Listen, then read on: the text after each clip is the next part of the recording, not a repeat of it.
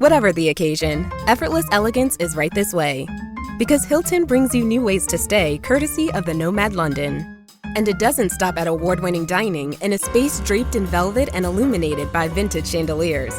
No, this day goes beyond with unparalleled personalized service and attentive hospitality. Oh, and did we mention the Nomad London can be booked using your Hilton Honors points at Hilton.com? Hilton, for the stay.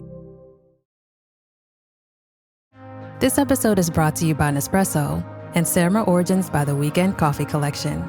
Introducing Samra Origins. My collaboration with Nespresso is a connection to my roots, to my mother, Samra. Coffee that hits the right notes. It transports you. Crafted with unique notes and bold, soaring flavors. Experience a taste that moves you. Nespresso and Samra Origins. Discover more at Nespresso.com.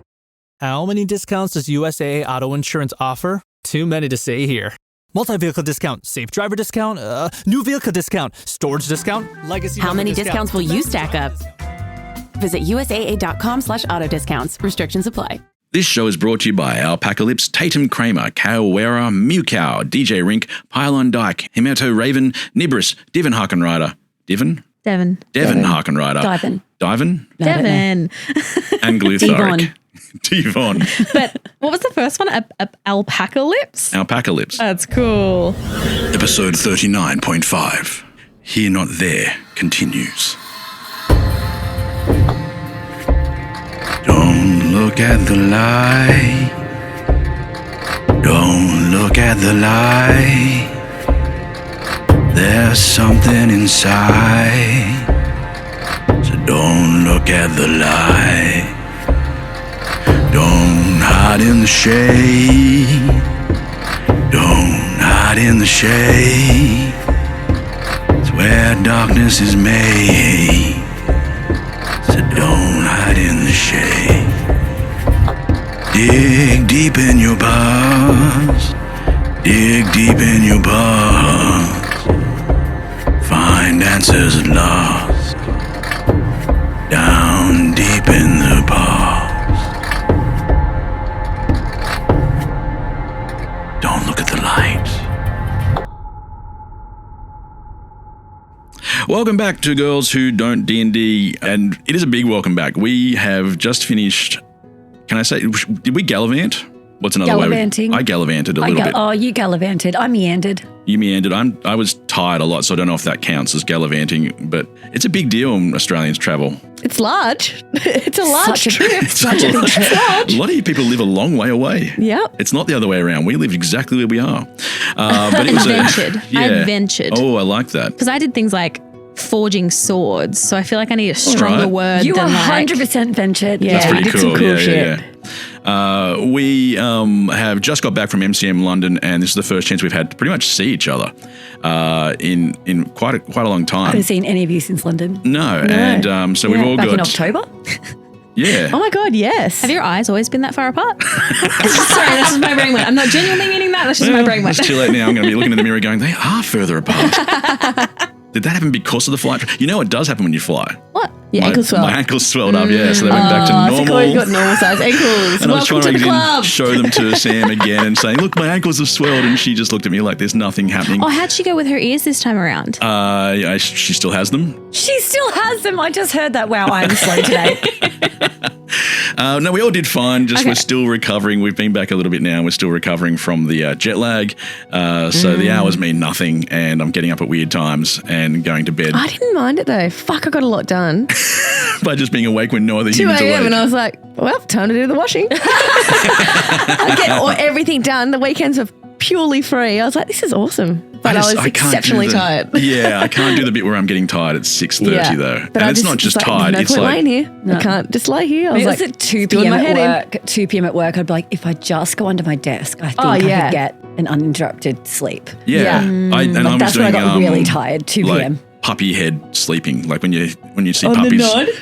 Like you are doing now. There's your first yawn. Sorry, yeah. There we go, tick it off. But anyway, let's get into some things and some sings. I've already done a bit of singing, but Oh. I know. But let's do some shout outs to people because we met wonderful people in MCM. That was far beyond our expectations and it was really so sweet of people to turn up. And we'll give you a bit of a heads up on what that was like and then get right back into what the hell is going on with Lassiter in a plummeting plane. But first of all, some shout outs. What do you got? Oh, let me introduce the ladies. We have Indy playing Freya. Not quite. Stacey playing Lassiter. And Lana playing, I don't know. That sounds about right. Ladies, do you have some shout outs for me? I'm going to shout out Ranga Vest. She was the first one. Ranga or Ragnar? Ragnar, sorry. It's a different thing. Sorry. Ragnar Vest. Yeah. She was the first one at the store that I'd met. Oh, right. Who dressed up as one of us. So that was so special. And it was the eye patch that gave it away. And I absolutely loved her eye patch. But I also want to say thank you so much to everyone else who dressed up as us and put the effort in. The costumes were incredible. And they just stood out. Immediately, that's Kaa'Riin. It was pretty cool. It was great. And really many people dressed up as me. I don't know if you noticed that. There were, all throughout the convention, there were people in T-shirts and jeans. Yeah. And it was amazing. I thought you got quite a big turnout. It was ridiculous. Yeah. That one guy that blacked out the side of his ankles to make them look skinnier? That was commitment. That would have been great. Yeah. Stace. Okay, I would like to shout out, obviously, everyone at MCM who came to see us. Oh my gosh, tears. I keep looking back at the photos.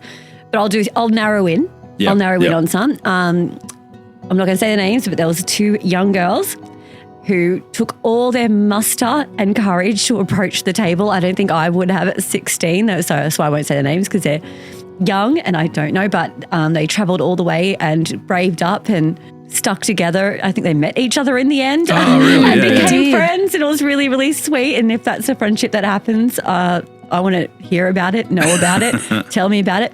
And the other one has to be Mary, sweet Mary. Her son brought her over to the table and she listens to this on the train and she cackles, and I just thought she was the sweetest lady I've met ever. It was such a great indication of the range of listeners we have. That is a range of listeners now that I'm thinking about it. Yeah, from one end to the other. But you're all out there. You all have your different reasons, and bless you for passing them on to us because it made us feel really good for a couple of days. Oh, God, I was on a high. Yeah, it was nice. Absolutely on a high. It was an incredibly overwhelming and amazing and humbling experience, meeting all these people. I would like to also shout out 2 people. So Rowan Silver Smiths over on Instagram, who is a ring maker, gifted us all silver rings as, in his words, an interim gift, by the way. That's Alana subtly reminding him, don't forget the real gift. He was apologizing as he's giving us these beautiful handmade rings, which I have, with the exception of today, because I haven't put my engagement and wedding ring back on today. Every day, pretty much, since he gave me that, I have worn that, and it has been so bloody awesome to have, because it's a fidget ring for me. It's great. Okay. Yes. But also the fact that I can come back from that holiday and be a guy named Sauron, gave you a ring and you just took it without. Gave me a ring. You didn't question the ring that you got from someone called Sauron. I'm here for it. And then she threw it in a volcano. It was really disrespectful. Yeah. And then Malwina/Corabella over on Discord, who was there for all 3 days and has since, because one of the things that we found was a lot of people talking to us about how they really wanted to start playing, but they didn't have people to play with. And she's actually since started online campaigns with a bunch of people from the convention. Stop. Yeah. Love it. Yeah. So she's running some of them for some of the people that indicated that they wanted to play but didn't have people to play with. So many people said that, actually. Yeah. Guys, you should all connect more. Can we guest in? And also, if you are in and around the London area, there's a pub which does, if you search Tavern RPG, they do drop in, drop out games if you are interested in giving it a go. My husband and I did that the week before we left and we really enjoyed it. Oh, that's so cool. That's awesome. Very nice. Very nice indeed. Yeah, so getting to MCM was absolutely brilliant. It'll probably be a while before we can get to something else. It's a long way for us to travel, as you know. We have had quite a few people asking, where are we going next? Can you come here? Very excited to see us. Yeah, and we've got to fit things in with our world.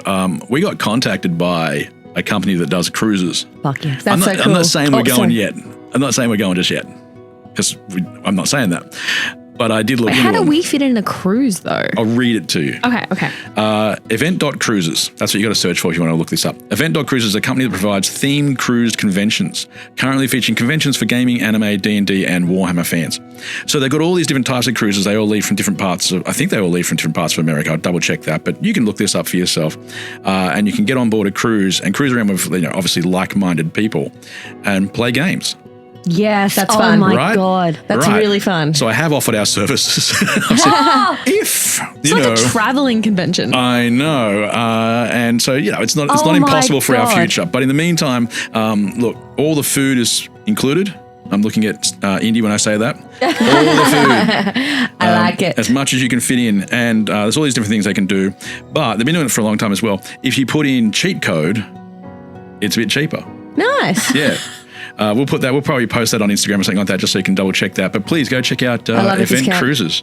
A reminder as we get started as well that the girls will be using parts of the Cthulhu system, parts of the normal D&D system we've been using all along. So we have switched over for some things to the D100 dice, and we're sticking with D20s for. We've got a modified version of combat should it occur.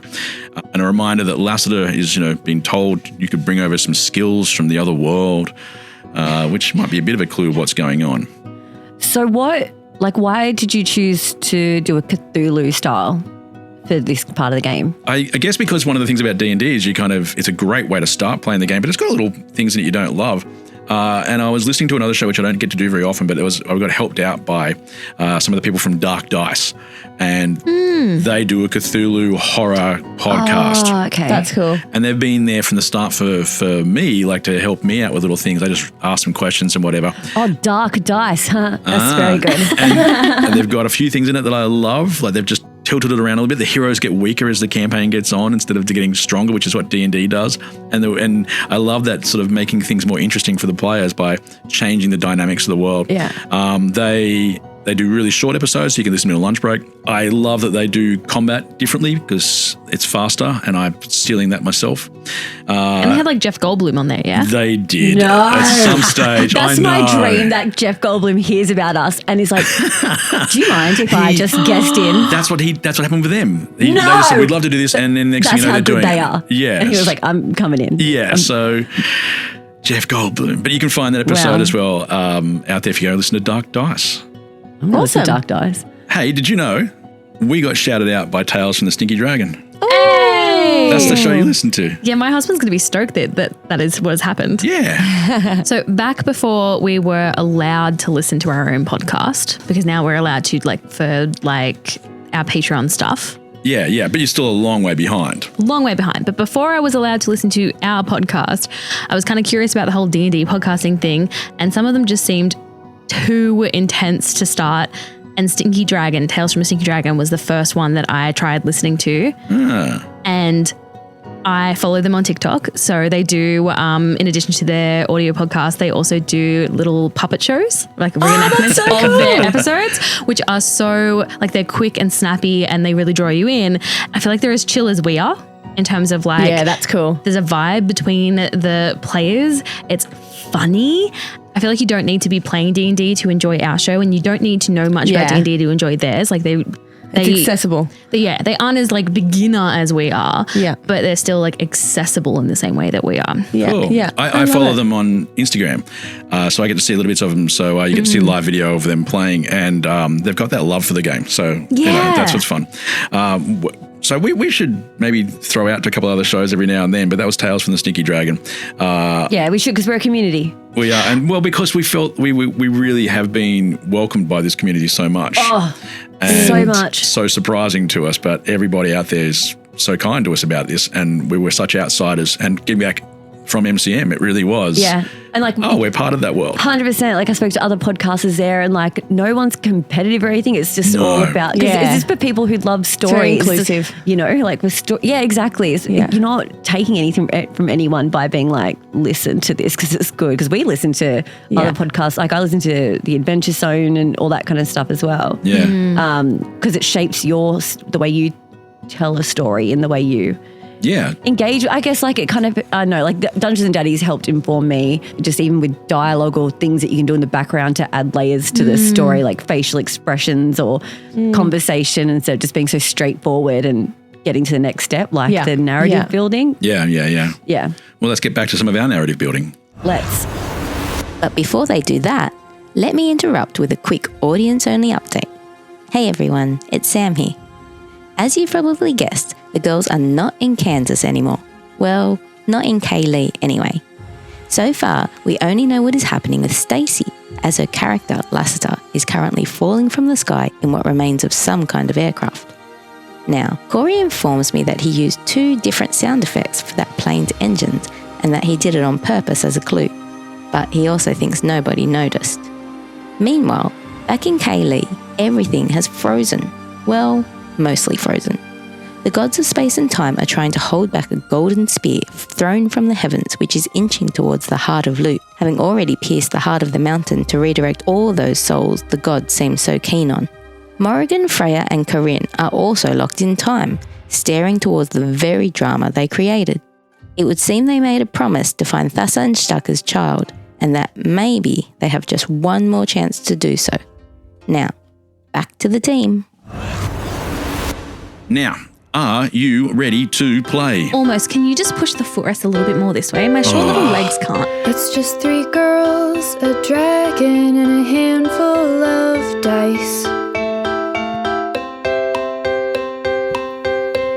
Some guys telling stories, I'm sure they'll be nice. There will be monsters and magic and fire and ice, but it's mostly 3 girls, a dragon, and dice. Just got to be comfortable. Yeah, thank you. Although I haven't really bragged about my new chair. Yeah, I did notice it. It's more of a throne now that looking at it. It's very high back. It's an old person's chair. It's one of those ones that helps you get out if you're too old. But you need that. I know. Can you show us? I would love to, but if you ever hear a little whirring noise in the middle of the episode, it's me. I can lift myself. I've got a little controller that can lift myself further into the microphone, make it more intense. It's a mobility chair. That's awesome. Oh, no, Cory, it's a Dungeon Master's chair, okay? It's a mobility chair. It legit is. Watch this. We'll just get the frame out for you too, so you can my get to the toilet Does that properly. look more intense? Is this where we're at? I'm about to be pushed out of the chair. We'll see how that flies. Ladies, when we left our story, Lassiter was in a plane. A plane. You're terrified for her. I am. That was horrible. It's the chair. It's doing things. Apparently it's making me younger. Just going through puberty again. Lassiter, you were in a plane. It's a miracle chair. Oh, man. Who's in the chair? You don't want to go that far back. I'm just in year 7 again giving a speech in front of the class. Anyway, Lassiter was in a plummeting plane heading straight towards the ground. So I'm sure everybody wants to know what exactly happened there. Instead, let's start with Indy. Or whoever you are. You feel very drowsy. I've been drugged. Your eyes flutter. Some light enters, but it's still dark. You hear a steady beeping noise and another sound. I'm in hospital. Like a heavy breathing, a heavy swooshing sound. And then it stops, and suddenly you find it hard to breathe. You're running out of air, you're running out of time. What do you do? What's the heavy swooshing sound? That's your first thought as you run out of air? Hospital? Am I about to die in hospital? Possibly. Or is someone on my chest? If you don't figure things out quickly. I don't know. I need more clues. Then ask. Oh, okay. What can I see? Nothing. There's something on my eyes? Yes. I rip it off.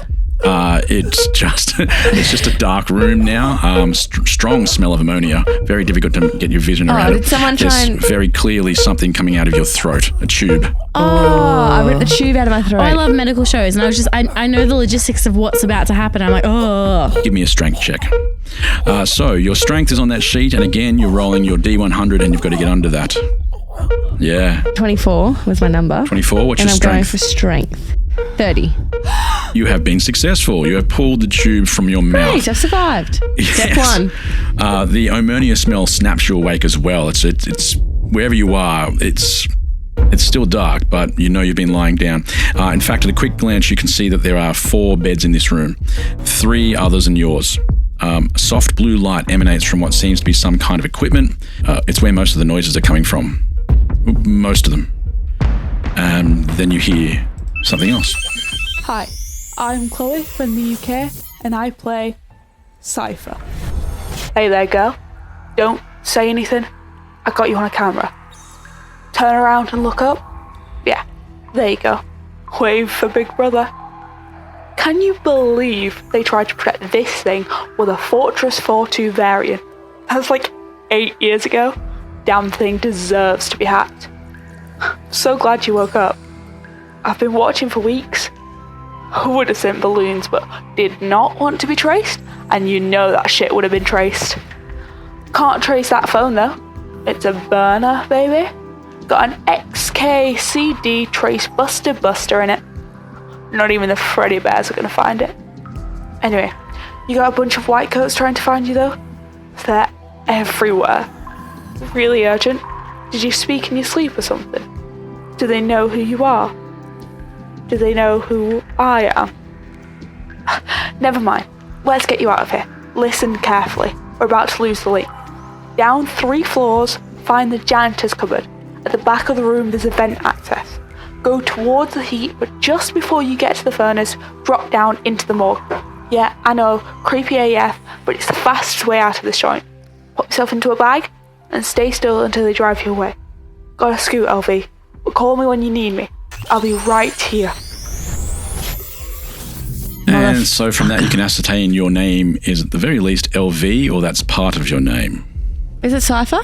Her name was Cypher, yes. Oh, her name was Cypher. Mine's LV. Yeah. Damn it, we're in different time periods. We're very different. There was no CDs in World War II. There was no burner phones. I think we're separate. We're separate. We didn't split the party this time. No. But I have a phone. She just said, yeah, there are a bunch of white coats coming towards you. And as the call ends, you now see all of the people in the other beds are suddenly sitting upright, bent at the hip, like a stiff 90-degree angle. And they are all staring forwards. Are they real people? You can check, I guess. There's a long, gargling noise escaping each of them, and their heads slowly turn to look at you. What would you like to do? I'm going to quickly scan around the room and just see if there's like obviously like I'm in a gown, I guess. Yep, backless, one of the awkward ones. Yeah. Yeah. So I'm just quickly going to scan, see if I can see any like ordinary... No, I'm not going to do that. You can. I'm not going to look around the room because I'm just going to quickly dash out of the room and then shapeshift. Oh, yes. And I'm going to shapeshift into a male white coat. Okay. Who seems to be rushing around looking for LV. Okay. Oh, fucking genius. That was good. That was so good. I love it. And then I'm going to run 3 floors down as I pass other people in the corridors, like rushing. I say, I'll check the boiler room and... Oh, fuck yeah, you're killing this. I'm nervous. I'm sweating. Oh my God, I don't like this stuff. It's actually kind of scary. Is it? Yeah. Yeah, a little. Okay. Keep playing though. It's okay. Roll your D100. D100, yeah. This thing is so difficult to navigate. 41. One of the new dynamics in this game is called sanity. In this world, your sanity is just as much as risk as your life. In fact, perhaps worse, because you will lose your mind. You start with a substantial pool of sanity. However, each time your character is exposed to something creepy, you roll to see whether it affects you. That means rolling equal to or under your sanity base number, which is another percentile roll. So I'll tell you about that in a second. Success means you can handle it just fine. There are many reasons this can happen, but my favorite is that you sometimes just choose ignorance over understanding this. You'll see something and go, I'm not even letting that go in. All right. It's a little bit different to the way normal Cthulhu plays, but as you guys would probably expect, I just play things the way I want them to work for us. If you fail, though, you roll a d6, and that's how many sanity points you lose. Okay? So do you use other dice? Yep. Cool. Losing your sanity is very bad, of course, but even losing a little bit is a problem. If you lose 5 or more points in a row, you'll have to roll on a temporary insanity table. The traditional table is a bit too disturbing for my liking, so I've made a much simpler version, and it's more quirky than hyper-realistic. I'm not going to have people going through debilitating forms of OCD, but I might have a minor version where every time you go into a room you want to investigate, you find yourself cleaning it in first and, getting rid of evidence or something like that. So minor things. We're aiming to create like game problems rather than real-world ones because we have nothing but respect for real-world problems. We've talked about these sort of things before, and this game can get really dark. We're not going down the dark path. We're just going down the light, creepy, fun path. The temporary insanity table has both long and short-term impacts, but we'll get to that later. And because I'm doing things a bit differently, each of you are starting with 70 sanity. So cross out everything down to 70 on your table. And what did you roll again? 41. You have succeeded in not going a little bit crazy on your first step. Okay. Can you earn sanity back? Kind of. Can you go to therapy? Something like that. There are ways. I love therapy. Alana. Yeah. You wake in darkness, but it doesn't go away. You hear a voice whisper, "It's okay, it's okay." And then you feel a hand carefully brush your shoulder. What would you like to do? Flinch. Okay, so I've heard a voice. I've been physically touched as well. So there's an actual person in the room. I'd like to try and speak.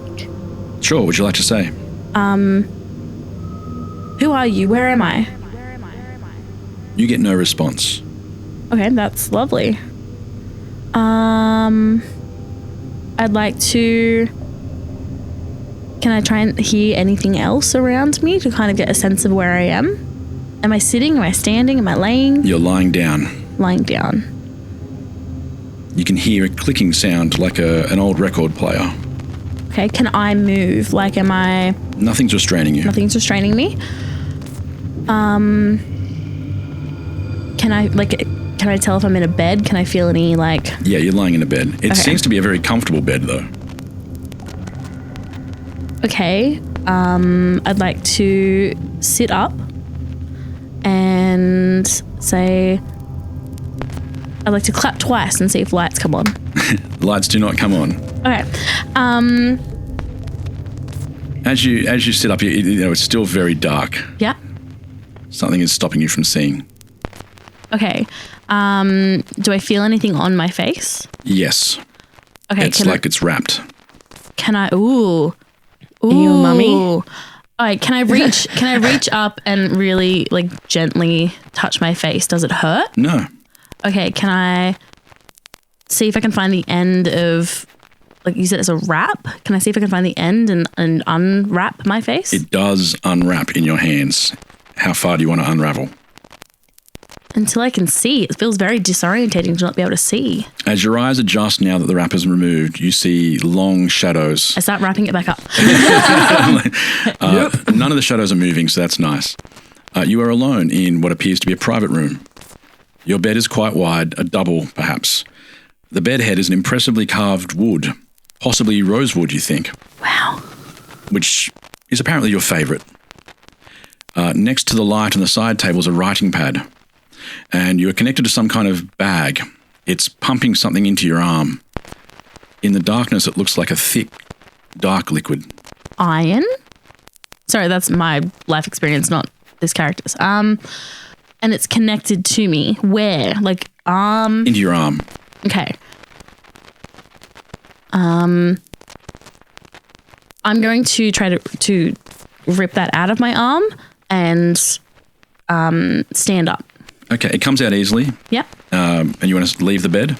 Yes, I would like to stand. Okay, it's still quite dark in here, so there's only a little bit of light coming out of what seems to be like an ensuite. You can see light coming from under the door. Hello, hello, is anyone there? Your voice echoes back to you. Hello, hello, is anyone there? I would like to carefully, with my arms out and slowly kind of walk around the space to see if I can figure out the boundaries of the space I'm in. It's probably about a 4 by 6 meter room. And on my journey around, have I found any like doors or windows or... There are 2 entrances to the room, I guess you could say, or 2 doors. Okay, can I try the handles? It depends on which one you want. Did you say there's light coming from one? There is. Can I try the one that light's coming from, please? It feels locked. You hear the handle, it sounds like it's stuck. Okay, I'd like to knock. When you knock on the door, you hear water start to drip, faster and faster. And then the toilet flushes. When you look towards the line of light under the door, you see water start to come from underneath the line. Faster and faster. Angelic's coming for you in the toilet. Ooh. And then a shadow moves across the light. Ooh. And the banging on the door begins. Ooh. Roll sanity. No.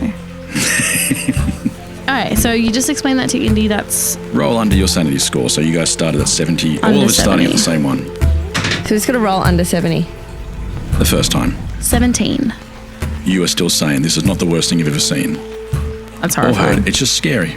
I would like to run to the other door, please. The other side? Yeah, certainly. Stumble, scramble to the other door and try to open that. Okay, and you come straight out into the corridor, and almost as soon as you come into the corridor, somebody runs into you, someone in a white coat who looks like they're yelling to everybody, I'm going downstairs to check the boiler room. I'll check the boiler room. Oh, we're together. White coat? Me. That's me. That's so unfair. It was unfair. It was a little bit ironic too, thought Lassiter, who'd waited his whole damn life to take that flight. And now, as the plane spiraled towards the Earth, he felt conflicted. Inside, he felt like he should be heroic, but he also felt very human, very small, powerless. But then, sometimes power hides inside the smallest things. Lassiter, you're in a plane? Yeah. And it is going down. You are sitting next to Annabelle Blue, who is definitely in quite a state now. I can't control this. If you can turn into an animal, you can just leave. I know, sorry about Annabelle. Oh, okay. You're invested already. Oh, she just seems so lovely. She's always wanted to go to London. I just feel... Plane is crashing. Yeah, that's sad. It is. Okay, so I'm going to then... Yeah, you're right. Okay, I can wild shape. I know why I've got... what is this hero complex I have? Why do I always think I have to save everyone around me? You know what? Maybe it's okay to look after me for once. I don't know who me is, but I'm going to do it. I'm doing it. I think it's for the greater good. And I'm sorry that they can't wild shape. That's not on me. I'm sorry that I was given this gift. I'm just saying this out loud. They're like, what the fuck? Annabelle is awfully quiet now. The plane is crashing and she's still staring at you going, somehow you're more disturbing than what's really happening here. Yeah, and I go like, nah, who are you going to tell after this? And then I just shapeshift into a magpie and I go. Like the side that's been ripped off. Okay. And then I fly away and I land down on the Tower of London with the other crows. Well, you're coming into the airport, so we'll see. The plane does. You're still in the sky when you see the plane. Yeah, when the plane obviously lands and crashes. It's not really a landing if it crashes, is it? The plane hits the ground. There's explosions. You see things flying apart. And you can come down to land near there, I assume. Yeah. Near the plane, or what's left of it, there's heat from the multiple fires. There's sudden rain that begins to fall, but it doesn't really has no impact. It's almost like mocking the fire, or the fire is mocking the rain. Piles of luggage burn, some of it surprisingly intact considering the state of the cabin, crushed like sheets of a deathbed. In the distance, sirens are already sounding. You were quite close to the airport. The city stands firm in the background. It's strange, but you were taken by how well it's recovered since the war. The fire is spreading. You don't have much time. What war? World War I? World War II? Our war? Whatever, I'm running. To safety. Yeah. And safety is somewhere. Can I roll perception here? I don't know what to... It's like anything else. Tell me what you'd like to do and I'll help you figure out how to do it. Do I have hit points as the same as what Kaa'Riin does? Yes. No, not the same as You have Kaa'Riin. hit points and sanity points. You are not as strong as you used to be. And I can't roll perception of any sort. Ooh. There's search. Okay. I want history. I want to know what the hell has happened here. Roll me your 100 and you got to roll underneath your history number. It's a 30. And what's your history? Is 30. No I'm problem. on it. Yeah, smashed it. Okay. Well, you got in under the radar. What were you hoping to know? The war? The war, I want to know what happened here. World War II. Okay. Very clearly World War II. Oh, no. After the war, and you're surprised the city has rebounded a little bit. So it's recovering from that time period. Okay, I'm going to take my luggage because I think that might have more clues. Well, we have to search for that first. Roll me a search. So I'll roll a search? Yeah. There are no survivors. I know you didn't look for any, but you were right not to. I got a 9. A 9. My search is 50. You do find your luggage, which was the navy bag. Yeah, a little key on it. Little key on it. And although it did burst open on the way down, and there's a couple of things inside it. There's a business card with a little handwritten something written on it. You have your ID. There's some money. You have both British pounds and American dollars. Only one change of clothes. Looks like you only brought a carry-on. You have a gun license, but no gun, and a torch. Okay, what's the business card say? It says, IMU, International Medical Unit, and has Dr. Spencer Adams, and the handwritten part just says Friday 23rd, 8 p.m. What's the day today? Friday 23rd. What time is it? 6:30. I want to go see them. So you're still a bird. Oh, yeah. But if you want to change so you can grab the bits and pieces. So it was just like some clothes. Yeah, I might as well. All right, so I'm going to change back into myself. Yeah. As this all happens so fast around you and the sirens start getting closer, you hear a voice again. Hello. I'm Willow from Canton, Texas, and I play the ghost of Annabelle Blue. Well, I'll be. That was one hell of a thing. First thing you know, I'm chatting away to a lovely man. Handsome, a little bit of gray. I'm so sorry, I keep bringing that up. It is just the exact right amount of salt and pepper. Next thing you know, I'm flying towards the ground. My drawers are flinging around in the air like one of those loose women you read about in those little romance books you get in airports. If my grandmothers could tell what I was thinking with all that wind rushing through places it ain't supposed to be, there would be a pink sunset tonight from all their blushing. And I don't know about you, but I really do feel like I might be dead. Can you see me? Because I'm sticking my hands right through your cheeks. Oh, you can't feel that though. I see. Yeah, I'm a ghost. Not much point looking for my luggage now, is there? Anyway, looks like you're stuck with me now. Bless you, lassie. Sometimes you just can't see the forest for the trees, can you? Get into your body's vitals with the Vitals app on Apple Watch. I wanna get into my body and let my skin do the talking. I wanna feel like I'm myself again. The Vitals app tracks key overnight metrics so you can spot changes in your health before you feel them.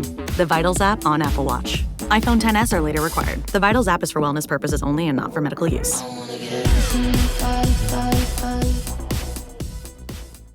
The new McCrispy Strip is here. Dip approved by ketchup, tangy barbecue, honey mustard, Sprite, McFlurry, Big Mac sauce, double dipped in buffalo and ranch, more ranch, and creamy chili McCrispy Strip Dip. Now at McDonald's. Ba-da-ba-ba-ba. This episode is brought to you by Indeed. When your computer breaks, you don't wait for it to magically start working again. You fix the problem. So why wait to hire the people your company desperately needs? Use Indeed's sponsored jobs to hire top talent fast. And even better, you only pay for results. There's no need to wait. Speed up your hiring with a $75 sponsored job credit at Indeed.com/podcast. Terms and conditions apply. And you now have what we call a companion who you can call upon when you need to solve problems that are a bit more difficult than normal. Annabelle Blue will be right there with you. Yay! The sirens are getting closer. And it seems as though you have somewhere to be. Yeah, I got an appointment, IMU. Lassiter, as you're looking around, the wreckage, plane is on fire, city is in the distance, and out of nowhere, a black cab screeches up in front of you. Hi, I'm Lee from Hertfordshire in England, and I drive the black cab. Get in! Don't look back! There's no time! I warned you about this. Now, grab that thing and point it at that thing. And pull that thing until the second thing ain't there no more. Got it? No notes, I'm getting in. Straight away. 100%. Driving. Look at my situation. What have I got to lose? I'm like, hello, governor. I'm just like, using my training to blend in. Yeah, he straight away goes, He's already looking back at you going, no time for talk, shoot. And as you look outside the window, there's two sides you can look out, by the way. Did you get in the back or the front? I got in the back. I'm privileged like that. I'm entitled like that. It is one of the older cabs. The newer cabs, you kind of have to get in the back and all that stuff, but it's one of the older style, original black cabs going back a bit. God, they're cool. They're so notice cool. in the So back, cool. very nice. You'll notice in the back of this taxi, you can see Annabelle is there next to you. The ghostly figure of Annabelle is right next to you and is looking around. And so a reminder that you have this companion and you can call upon her at different stages to do things if you need be. If you're not sure what to do, you've got this companion there you can call on and go, help me out and see what happens. Right now, she looks around outside and she says, what the hell is that? But in a much more American Texan sort of accent. Yep. And when you look out the window, you see this black shadow running next to this cab, which is going very fast. And it's a black shadow with four legs like a dog. And there's more than one, and they're just running next to the car. They're slathering teeth? Saliva? Slobbering? Yeah, I like slathering. It's a word that I've just decided exists. And it does exist. It's not what I would have used to, describe that situation, but I'm down with it. There's a lot of saliva, but shadowy saliva. Somehow you can tell the difference. So this is so cool and creepy. And they're coming towards I and love dogs. charging towards. You do not love these ones. Oh, they're just misunderstood. Well, that may have saved you from having to make a sanity check, because apparently you're looking at the window of these things going, that's normal. This is not normal. You've never seen anything like these things before. Okay, so they're not cute. Not cute at all. Okay. But the driver has just handed you a gun. Yes, excellent. Can you just pass that one down for me? It's a handgun. Yeah. I'm just upset because he's going to ask you to shoot a dog. Yeah. But okay, all right. You're not the bad guy in John Wick. All right, these are bad dogs. These are, maybe, but they're not dogs, are they? No, they're monsters. like shadowy figures. Yeah. I just think you shouldn't have put any dog terminology in there. Dogs. Oh, now those motherfucking dogs. Motherfuckers. All right, you were being attacked by some motherfucking dogs, but they're charging towards the car. What would you like to do? I'm going to let you go first, is what I'm saying. Yeah, thank you. I'm going to use my basic handgun. That's what I wrote down on it. It just looks like a gun. It says handgun, and in brackets says basic. So I'm like, my basic. I'm so glad I bought this basic I want my handgun. extra. I want my extra handgun. So I'm going to take a shot at the dog closest. No, not the dog. Oh, dog. The dog. Creature. The creature. All right. Closest. Because that's you've got it, don't you? Yeah. Yeah. You don't have to. I mean, but its head is right next to the window. It's big, by the way. Yeah. Think more of a dire wolf, but shadowy, huge, almost as big as the cab. Any dog. Yeah, it's almost like it's just like all animals. It's really hard to describe what this thing is without making it seem like, okay, it's got four legs. So many creatures have four legs. It's got a big, long tail, and it's not the only one. There's heaps of them. It's got a face that would otherwise described as very dog-like. But in a creepier sort of way. Okay. Take a dog and make it much more horrendous. All right, yeah, they're death dogs. I got it. I'm seeing like the thing out of Stranger Things. With all the teeth. And yeah, that's where I went. That's where I went. I had to go there. Lots of teeth. Yeah, I had to go there. All right. Just to make it easier. Well, none of them have a collar. Yeah, no, there's no personalising. Doesn't say buddy. Oh, God, wouldn't it be horrible if it did? I guess too, I'm still a bit upset. And a picture of kids. Oh, God. Oh, no. This is our family. Running behind the taxi is a child Sleeping with a baby, you know what I mean? Looking over it. Oh, no. Yeah. Oh. Yeah. Now, running behind the taxi in the distance is a child going, come back. He broke from the leash. Come back. Lucky. Oh. All right. Handgun, basic, +4 to hit. 2d6 piercing damage, 6 bullets. You do need to roll your d20 I'm first. gonna love it. Because we are using still d20 attacks because I needed something fast for that. And we wanted to have our combat being quick, and there's so many other things we're learning as we do Cthulhu. So away we go against what is otherwise known as a sleeper dog. Dog. Thank you. I got a 5, so I hit. Didn't put the window down? It's down. It is now. It was already down. No, it was not. You smashed it. Well, then why were we concerned about the creature being near the window? If the window was... Because it looked like it could probably get through that window. Oh. All right, then, fine. We just made it easier. for the dog. Focusing on the details, JIC. So I would have loved to see the part of you rolling the window up and down between attacks. Though. Yeah, because it's not automatic windows. Yeah. It's not the time. Okay. Yeah, you're right. I'm not going to waste time winding the window down. You do manage to miss. That the window shatters and you've managed to miss this thing. Why'd I miss? Lack of skill. The dice roll was particularly low. Okay, sure, that's fine. And the dog looked like it didn't even get out of the way. So you can roll away, but the dog didn't feel any. And now you look next to you, and Annabelle's like, I'm out of here, and just vanishes, blinks away. And the dog is also another dog on her side of the cab, trying to get inside the cab and smashing against the glass. At each time it tries to headbutt this glass to smash it, you notice that part of it comes through, regardless of the glass. Okay. A part of it. Like its face can come through the glass, but not entirely. It's very shadowy. Okay.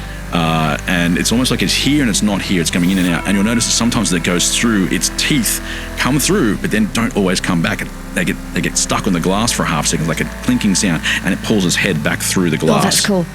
And every time I go, she's going to need to roll sanity here. She says something like, that's cool. Like, Lassiter's got some resilience. Lassiter does. That's pretty gross and cool. I'm with it. Let's go. I just think Lassiter would somehow manage to make one of those things his pet. Like, I just think that's like his vibe. He would. If you wish to try that, you can try that. I'm not going to try that. But first things first, the dog on the left-hand side of the vehicle is trying to smash through the glass of the window. Does not do so on this occasion. The dog on the other side, though, has a big empty gap to try and get through on your side because you smashed the window open with the gun. With a bullet, realistically. Head comes into the car and you feel the breath from this thing going straight past you. And instead of being warm, gross breath, it's ice cold. But even though it's gnashing around, it misses you. But you can feel its fur. Matted, wet fur. Oh, it's wet now? Yeah, I just thought that'd be grosser. It is. You're right. Yuck. Wet you weren't dog grossed hair. out enough. Yeah. Of all the things we've done so far, Lassiter's like, ooh, wet dog hair. Ooh. He would be like that. All right. Enough Back about that. Back to you. I'm going to hit him with the butt of the gun first. Yep. Because he's like kind of close to me, so I want to kind of take him aback a little bit. So if I hit him and then try and shoot him. Okay. So butt of the gun, boom, right down on top of the head. I like it. I'll give you advantage. Thank you. You're welcome. Oh, Jesus Christ. How'd you go with that? A 1 and a 2. Oh, no. You are supposed to roll low in this game, just not in this part. 1 and a 2. I'm shook. This isn't who I am. I want to point out that you have used 2 bullets already. Yes. There you go. Okay. Anything else you want to do before we get back to those dogs? Combat is fast. Well, fuck. I'm going to start kicking. Right in the mouth, right in the teeth. That will... Right in the schnoz. Okay. Oh, that would hurt. I will give the attack from the sleeper dog disadvantage on this one, and it's again just trying to gnaw away at you and at your legs, but disadvantage because you managed in doing a decent job. I wish I hadn't said disadvantage because that got rid of my crit. I'm stoked. I know you are, but that was the fancy new dice someone gave me. First roll with the fancy dice, 20. Disadvantage though means a 7, and unfortunately, in your one, I've got your armor class written down over here. I'm not telling you what it is. Yeah, okay. That's fine. I want to point out, though, you are significantly weaker than you've been used to. That's hard for me. All of you. I'm used to being pretty invincible. Get used to it. What do you mean all of us? How much weaker can I get? Actually, fact. Well, you're people. Normal people in this world are not prepared for the things that happen. There's some pretty full-on things that happen, and they're just people. So, no, they don't have a lot going for them. Dog on the other side, though, is trying to rip off the headbutt through the door again and succeeds in smashing through the glass on the left-hand side. Okay. You got the wind brushing through and the driver is now swerving all over the place trying to keep heading towards London in the distance and do something about these dogs. He is going to try and hit one of the dogs on one side with the car. Good work. And succeeds rather easily, actually. Somebody had to do well. And you hear that little yelping noise that dogs make when they get hurt. But at the exact same time you hear that, you also hear a deep growl come from within. All right, so it's a yelp, but also all it's really done is anger it. Yeah, okay. And back to you already. Okay. All right. I'm just in a little bit of shock as the situation, but I'm settled now. I have a plan. Shock, yeah? Yeah. Roll sanity. It's finally starting to get to Lasta. Give me the D100 and roll under your sanity number. Oh. Okay, sure. Okay, I'll roll the dice. So it's come up at 64. So your sanity is 70, which means you have to roll under that, which you have succeeded in doing. You hold it together. Excellent. All right. I'm going to turn to my driver. Yep. And say, okay, I think you should weaponize the car, hit as many as you can. I'm actually going to try. Already doing that. Yep, great. I'm going to jump out the window, jump on this one next to me. What? And I'm going to try and ride it. And then, while I'm riding it, I can shoot it in the head. Because I can be on it, like I can stabilize everything. Okay. So I'm jumping on. I did mention that they're sort of in between existence and not existing, right? So there's a small chance you might just go flying straight through it. Oh, true. That said, let's find out. For me, I guess my logic behind was if you can smash glass. Yeah, true. It's like then it's solid, but then sometimes it's okay. That's probably not smart then. That said, you're already in the air as far as I'm concerned. Let's ride it. My pony. My doggy. That's not. I'm in a. Oh, Cory. What are you doing? I'm not the one who. My doggy. How do I get to be the person who gets blamed Cory, for that? Could you just try and be a bit more respectful? Come on, I'm just going to ring HR now. I've got him on speed dial. Just you. It's me again. Yeah. I said my doggy. What do I have to do? 3 Hail Marys. Imagine if HR was like that. So you've jumped out. You're going to give me a dexterity check to see what happens. Sure. And you do have dexterity in this game? You do have dexterity. And check your dexterity number and you've got to roll beneath it. Right, dexterity is not a D20. It's this motherfucker. Shit. 46. And what is your dexterity? My dexterity is 50. All right, I am checking to see whether or not the dog exists or doesn't. I have a plus and a minus dice. Please exist. And if it doesn't, it does. Yay! All right, success. You have jumped out of a driving taxi onto some sort of spirit sleeper dog. And I got him straddled. And you are straddling it, yes. And then gun. This is a pretty amazing move for an average gun person. to head. Bang. I will give you advantage on the shot. Yeah, you will. All right. But I am not giving you any bonuses because it's still hard to... I just rolled a crit, so is there any point? I know, I can't believe it myself, but it's true. You rolled so many lately. She's back. I know. She's rolled so many. Just did a whole bunch of episodes where she rolled so many in a row. No, but I started this one with 1s and 2s and 4s and 5s. Oh, I did forget about the 1s and the 2s. Yeah, okay. Right. I do. I just ignore those and that doesn't suit my narrative. It doesn't suit my essence either, so... Anyway, we're back with a crit. I'm not going to bother rolling again. That's silly. You still have to roll something, though. So you're going to have to give me the damage. And it already takes max damage. So that would be as it should. 12 points already. Okay. This is going to create a brand new problem 3, for you. 5. 20. 12 points automatically from the crit. Oh! Yeah, that's just basic math, isn't it? I don't know why I got so surprised with that. You have killed this creature. Yeah, nice. Is it? You are now plummeting to the ground on the back of a dying dog. Yeah. As the taxi is still, you're still at the same speed. Yeah. You know what I'm going to do? I'm going to try something. This taxi driver is very good at what he does. I reckon he's going to handbrake it around, catch me through the window, isn't he? He's going to try and do that. Indy. He swings the taxi around, and you see Annabelle Blue turn up in the back of the taxi again, and she knocks the door open, so you've got more room. Oh, Annabelle! She's pretty useful. All right.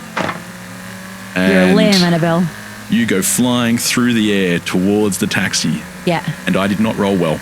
Yeah. Oh, so it works. No, I did not roll well, as in I was rolling to make it work.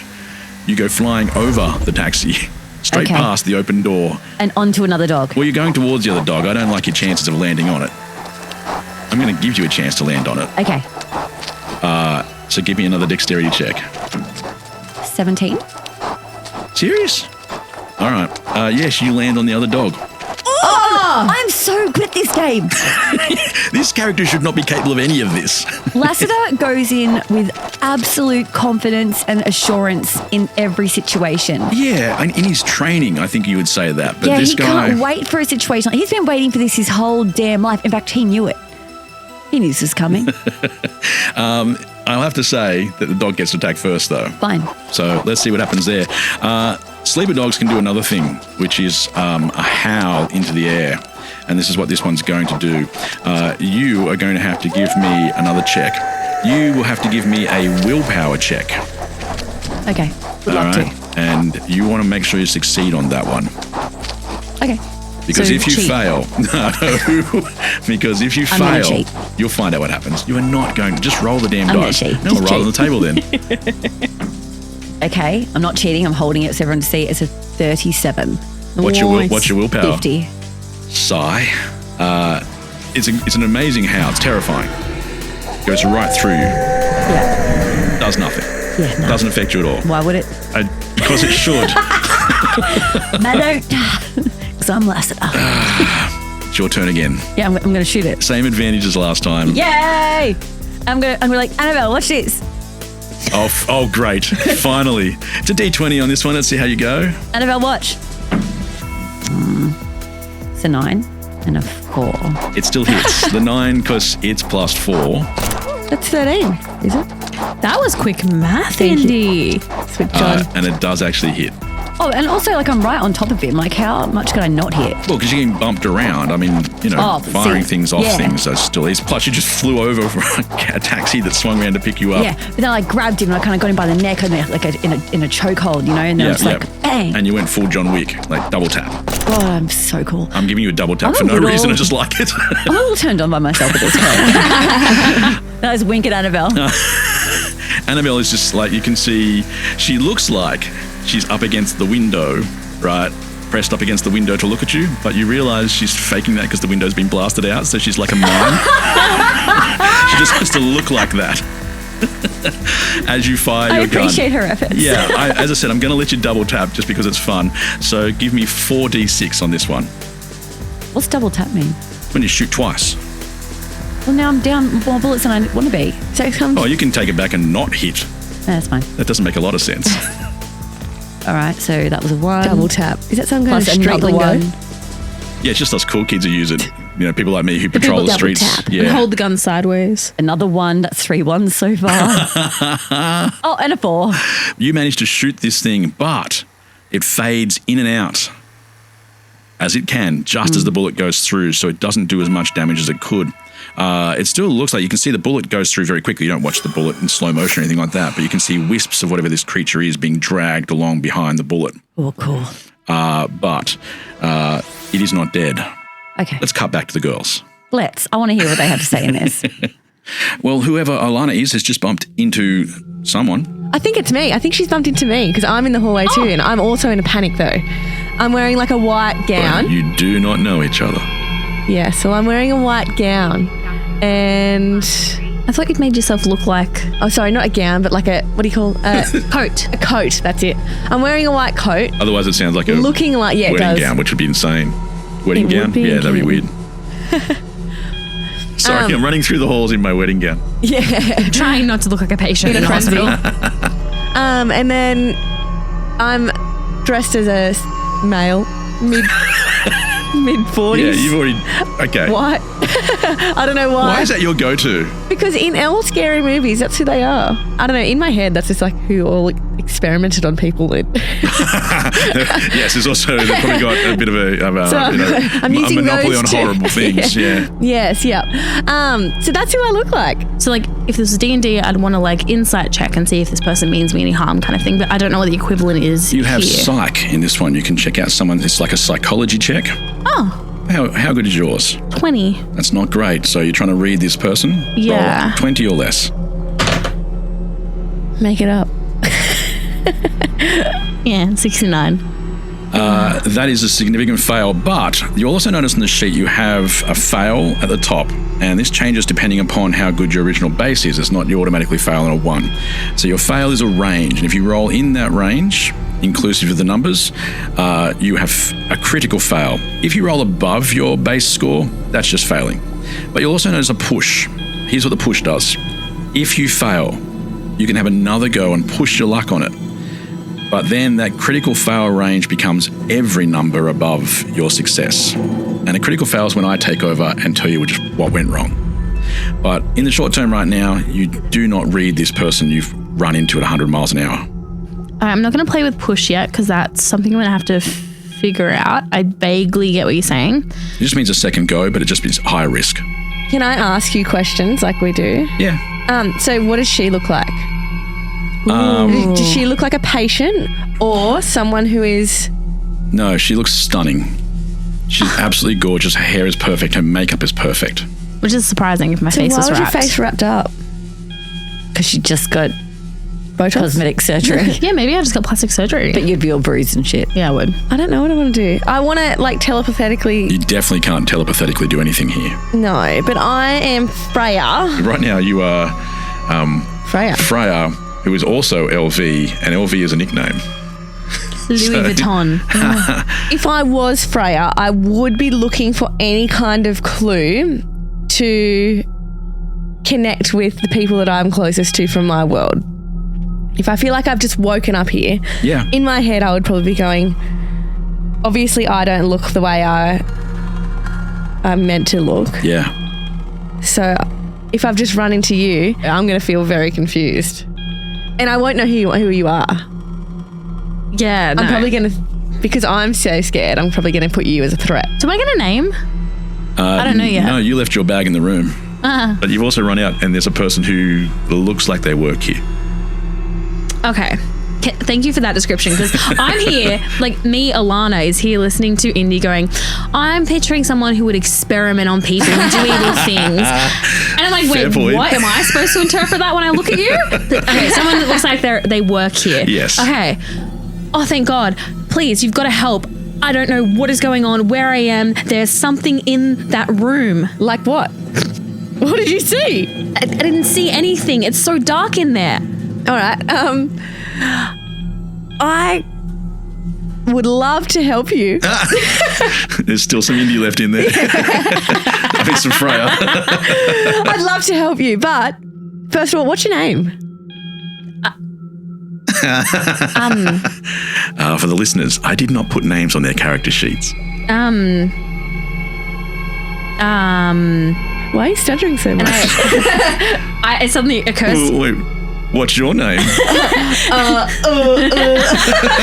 suddenly occurs to me that I don't know that, and I should know that. And I look down, and I'm looking for pockets or a purse. As far as you're concerned, though, by the way, your name is Morrigan. That is still. You're absolutely convinced you are still Morrigan. Oh. Okay, so I'm not stuttering and stammering. Well, no, I think at the same time, you know that something's wrong, so... Okay. So I guess I've stuttered because I'm like, I didn't know for a second, and then my brain is telling me Morrigan, but that doesn't feel right either. Like I look at myself, I look down at myself, I look back up, and I look at this man and I say, Morrigan? Like, unsurely?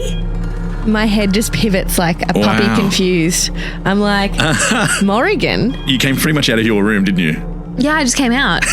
Over her shoulder, you can clearly see, you know how rooms have the name of the person who is meant to be in the room? Yeah. It does not say Morrigan. It looks like it's not just written on there. It's written on there very nicely, like someone decided to put a lot of extra time into making sure it looked amazing. And the name Jamie Lee Weaver. All right. Part of that sparks like a quick memory, not our normal sort of memories where you go back into and you hear stories or anything like that. You know that name. This person is very well known, internationally famous. How would I know who they are though? Because I'm LV and Freya. Yeah, I'm both. You already know that somebody thinks you're somebody called LV, but you also have the full memories of Freya. Yeah, okay. So it's not like last time you guys woke up and it was like you knew nothing. This time's like, okay, I've woken up in somebody and I don't know who they are, but I do have all the memories of our story. Yeah. Okay. Well, I look at Morrigan. Morrigan, is it? And I say, Jamie Lee Weaver. That's what your tag says on the door. And I turn around and I look at the door, and then I look back at him, and then I look back at the door, and I'm like, yeah, Jamie, but somehow, no, I don't know. I think I'm Morrigan, but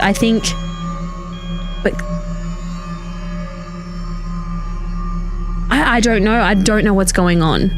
I can hear, because we're still close to the door that I came out of, aren't I? Yeah. Yeah, so I'm going to say, just trust me and come with me. Because at this point, I think I'm starting to figure out possibly what is happening. Okay. Because I know that I am LV, but I am also Freya. Yep. And if she's got a name tag that is different to who she is identifying, Morrigan, then I'm going to start to pick up that we do actually know each other. We're just different bodies in a But different... you don't feel comfortable saying it out loud, do and you? I do not want to say it with those dogs there. No, fair Because I enough. feel like they're after us. So you've just asked me to come with you and to trust you. I'm just going to say, trust me and come with me. We're going 3 floors down to the janitor's cabin near the furnace, and we're going to jump in the bag. Got me? Oh wow. I you take a mentioned step. the We bag. get the same one, it'll be fine. I take a step back and I'm like, sorry, who are you again? It's Freya.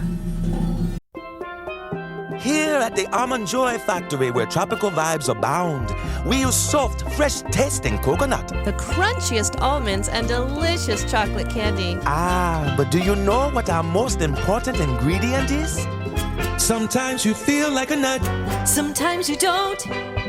Almond Joy's got nuts and something even way better than that. Yes, Almond Joy is made with almonds and joy. Hey business owners, we know you know the importance of maximizing every dollar. With the Delta SkyMiles Reserve Business American Express card, you can make your expenses work just as hard as you. From afternoon coffee runs to stocking office supplies and even team dinners, you can earn miles on all your business expenses. Plus, you can earn 110,000 bonus miles for a limited time through July 16th. The Delta SkyMiles Reserve Business Card. If you travel, you know. Minimum spending requirements and terms apply. Offer ends 7/16/25. Running a business comes with a lot of what-ifs. But luckily, there's a simple answer to them.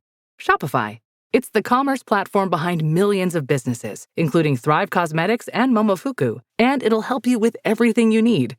From website design and marketing to boosting sales and expanding operations, Shopify can get the job done and make your dream a reality. Turn those what-ifs into... Sign up for your $1 per month trial at shopify.com/special offer. You don't look like a Freya. Yeah, I know, because I shapeshifted. Duh.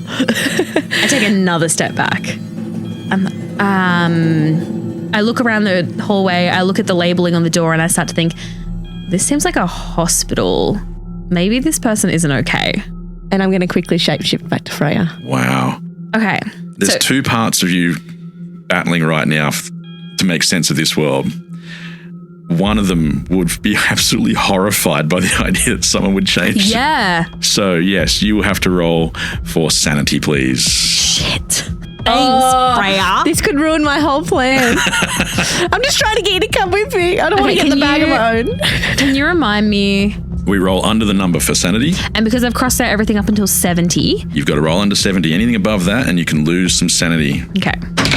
What story did the monster dice tell? 79, I think, is what it's landed on. It is too much for you. Yeah. So you will, unfortunately, take a little bit of damage to your sanity here. Wow. I'm sorry. I mean, there was no way I was going to come out of that unscathed. You failed, so you will lose 1d6 sanity points. And if you lose more than 5, you will find yourself in deeper trouble. So more than 5 is bad. 5 or 6. Okay. 2. Oh, nice. Okay, you hold it together, but you do lose 2 insanity points, so down you go just a little notch. 2 insanity points. Yes. So Is it she's insanity? Sanity. Well, she's still sane, so She's not quite at insanity she's yet. working towards insanity. Okay. And does that begin to affect us if we get too low? Is that Absolutely. How that, wow. Okay, but not at this point. Losing your mind in this game is the same as dying. Okay. Okay, cool. So to clarify, I have the memories of Morrigan. Yes. I have the memories of Jamie Lee Weaver. No. No. No. But I know that I'm not in my body, in my world, obviously, because I'm Morrigan. But okay, cool. So in that case, I've just seen this man transform into someone that looks familiar. Still in a white coat. Still in a white coat, hilariously. Do you want to put the leather on? Has that ever been a no? No, it's never been a no. Because you know why? Everyone loves it. Everyone wants the leather. I've heard the name Freya. This man who transformed into this girl who's familiar to me has talked about going into a bag, and I'm taking a second to take a breath now and calm down and actually think. Yep. Okay. I've traveled through bags before. For some reason, that's not insane to me. No, that makes some sense. I'm not where I should be. What happened before this? What happened before I was here? And I remember talking to a giant snail. Very clearly. And something about a child and worlds and oh my fucking God. Freya, you're Freya. Copy. And I'm Morrigan. Copy that. 10-4 Big Daddy. Rubber ducky. And you remember me. You remember not this face, but you remember Morrigan. Yeah. That's why I was like, oh, the name's a bit funny in a world of Jamie Lee's. Okay. Do you remember where we were just before we were here? We're with a snail, with Thassa and Stacey. Those motherfucking snails have sent us to another universe, and they've put us in other people's bodies. Very clever snails. Clever girl. Clever girl. That's all I thought of then too. Yeah. So, all right, it's Jurassic Park. Okay, Fine. We need to figure this out. Okay, so you can still shapeshift. Yeah. Did you wake up looking like you? No, I looked like someone else, and then I got this weird phone call that is saying I've got to go, and they named me LV. So I think I'm just. You'll have to explain what a phone is. Oh yeah, I got this thing, and yeah, I don't know who the voice was through the phone, but they're obviously concerned for the person that I have turned into now. Do you show her the phone? Yeah. Jamie Lee, you have never seen one of those before. So, because I don't have memories of Jamie Lee, do I? No, but every now and then little pieces will make sense to you. But I have like functional memory in terms of like I know what a door. Yeah. Okay. But I must say you've never seen a phone before. Not like that. What is that? Well, this is the message that I got the message through this thing. You mean like a telegram? Like a letter? Like someone talked through it.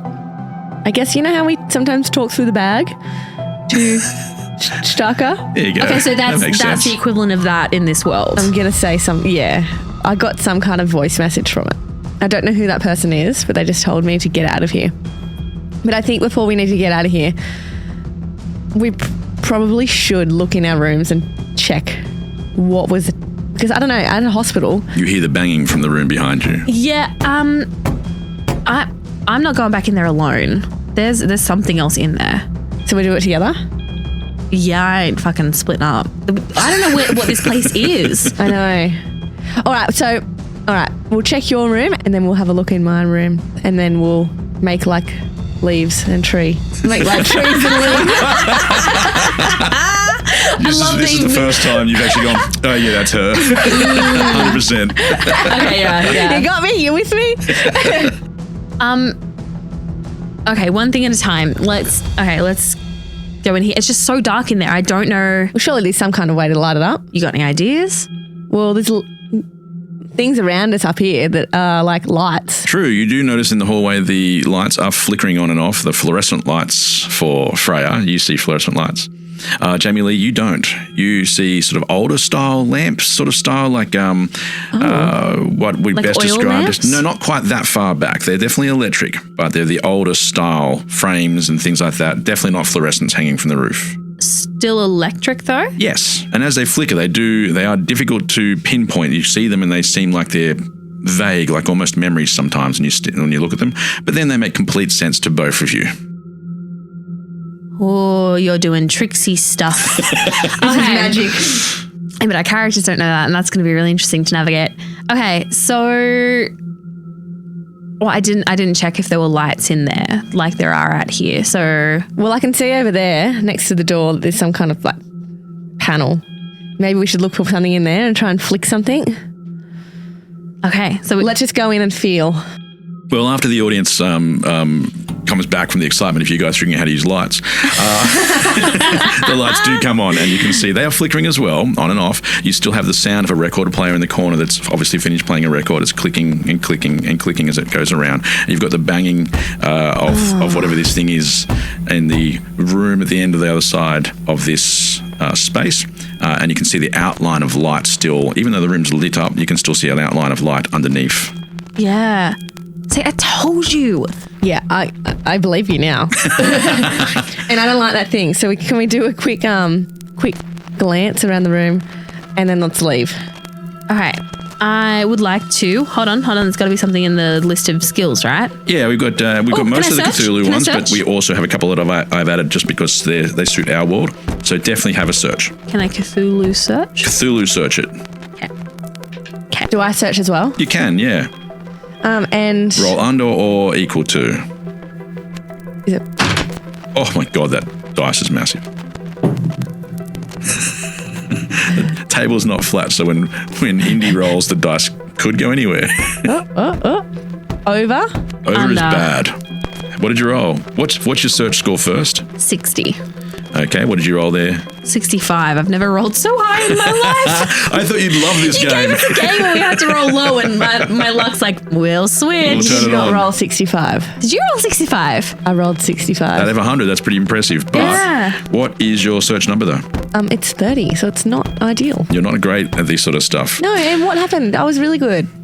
You feel like you're different. Take me back to Freya. Yeah, so all you can hear is the record playing.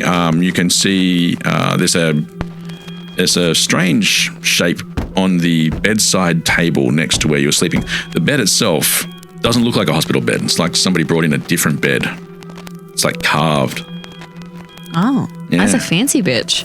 Yeah, you could say that. And am I wearing a hospital gown? Yes, you are. All right. There is a cupboard. All right, I would like to go open the cupboard because I would like to not have my butt flapping in the wind. All right, I can look. Here's how I'm going to put it. Yep.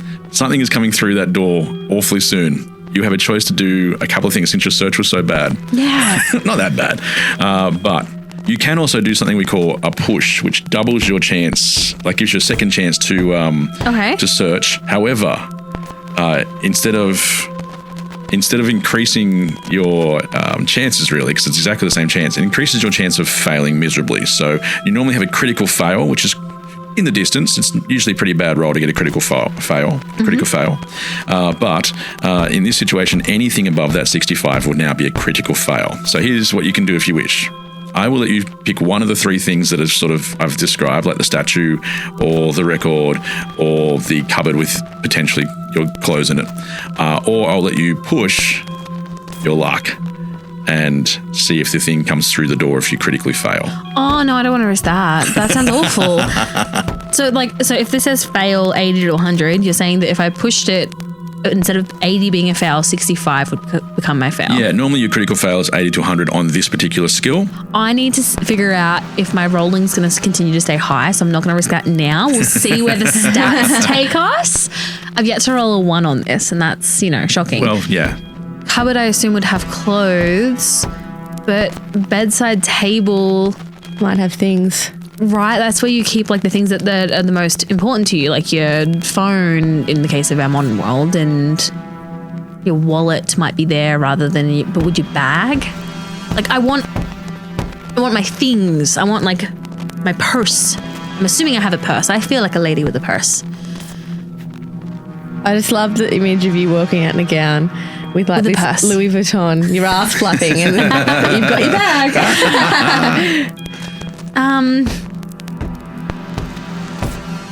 Can I just give her my clothes? Oh, it's opinion help? No, we've done that before. In this world, still, you can't just hand over clothes you've made. Oh, with shape-shifting, yeah. We've had that conversation. Okay, I'd like to go. Are there drawers in the bedside table, or I am not giving you any more time. I'm going wardrobe.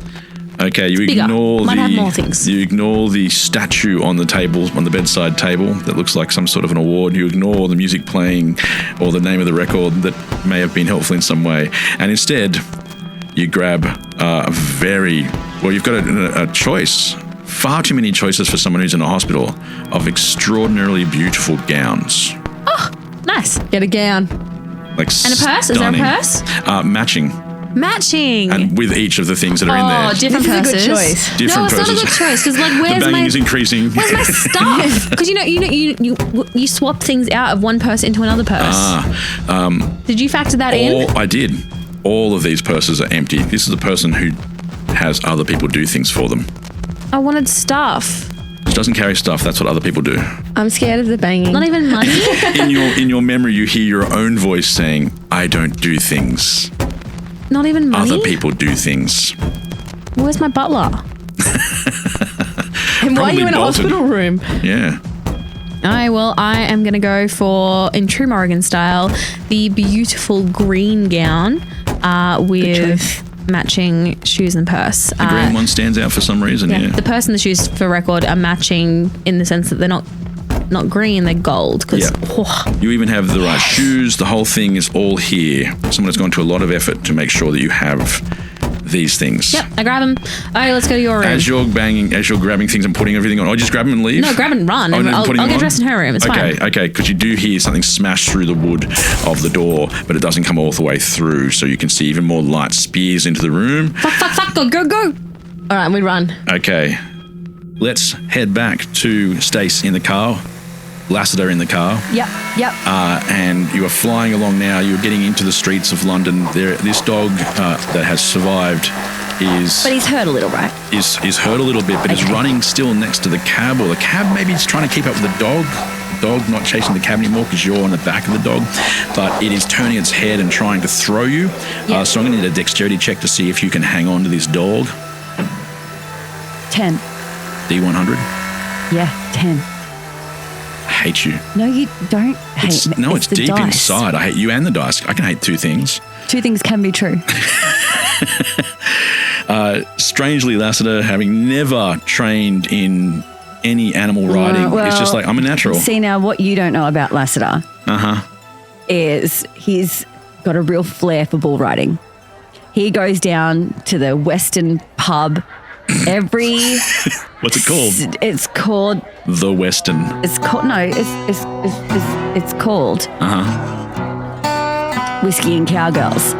And... I'd go there. I'd go there. So it's called Whiskey and Cowgirls. Yeah, and I don't even like whiskey. Wednesday nights, which that's not his shift on because he actually works. Oh, he works there now?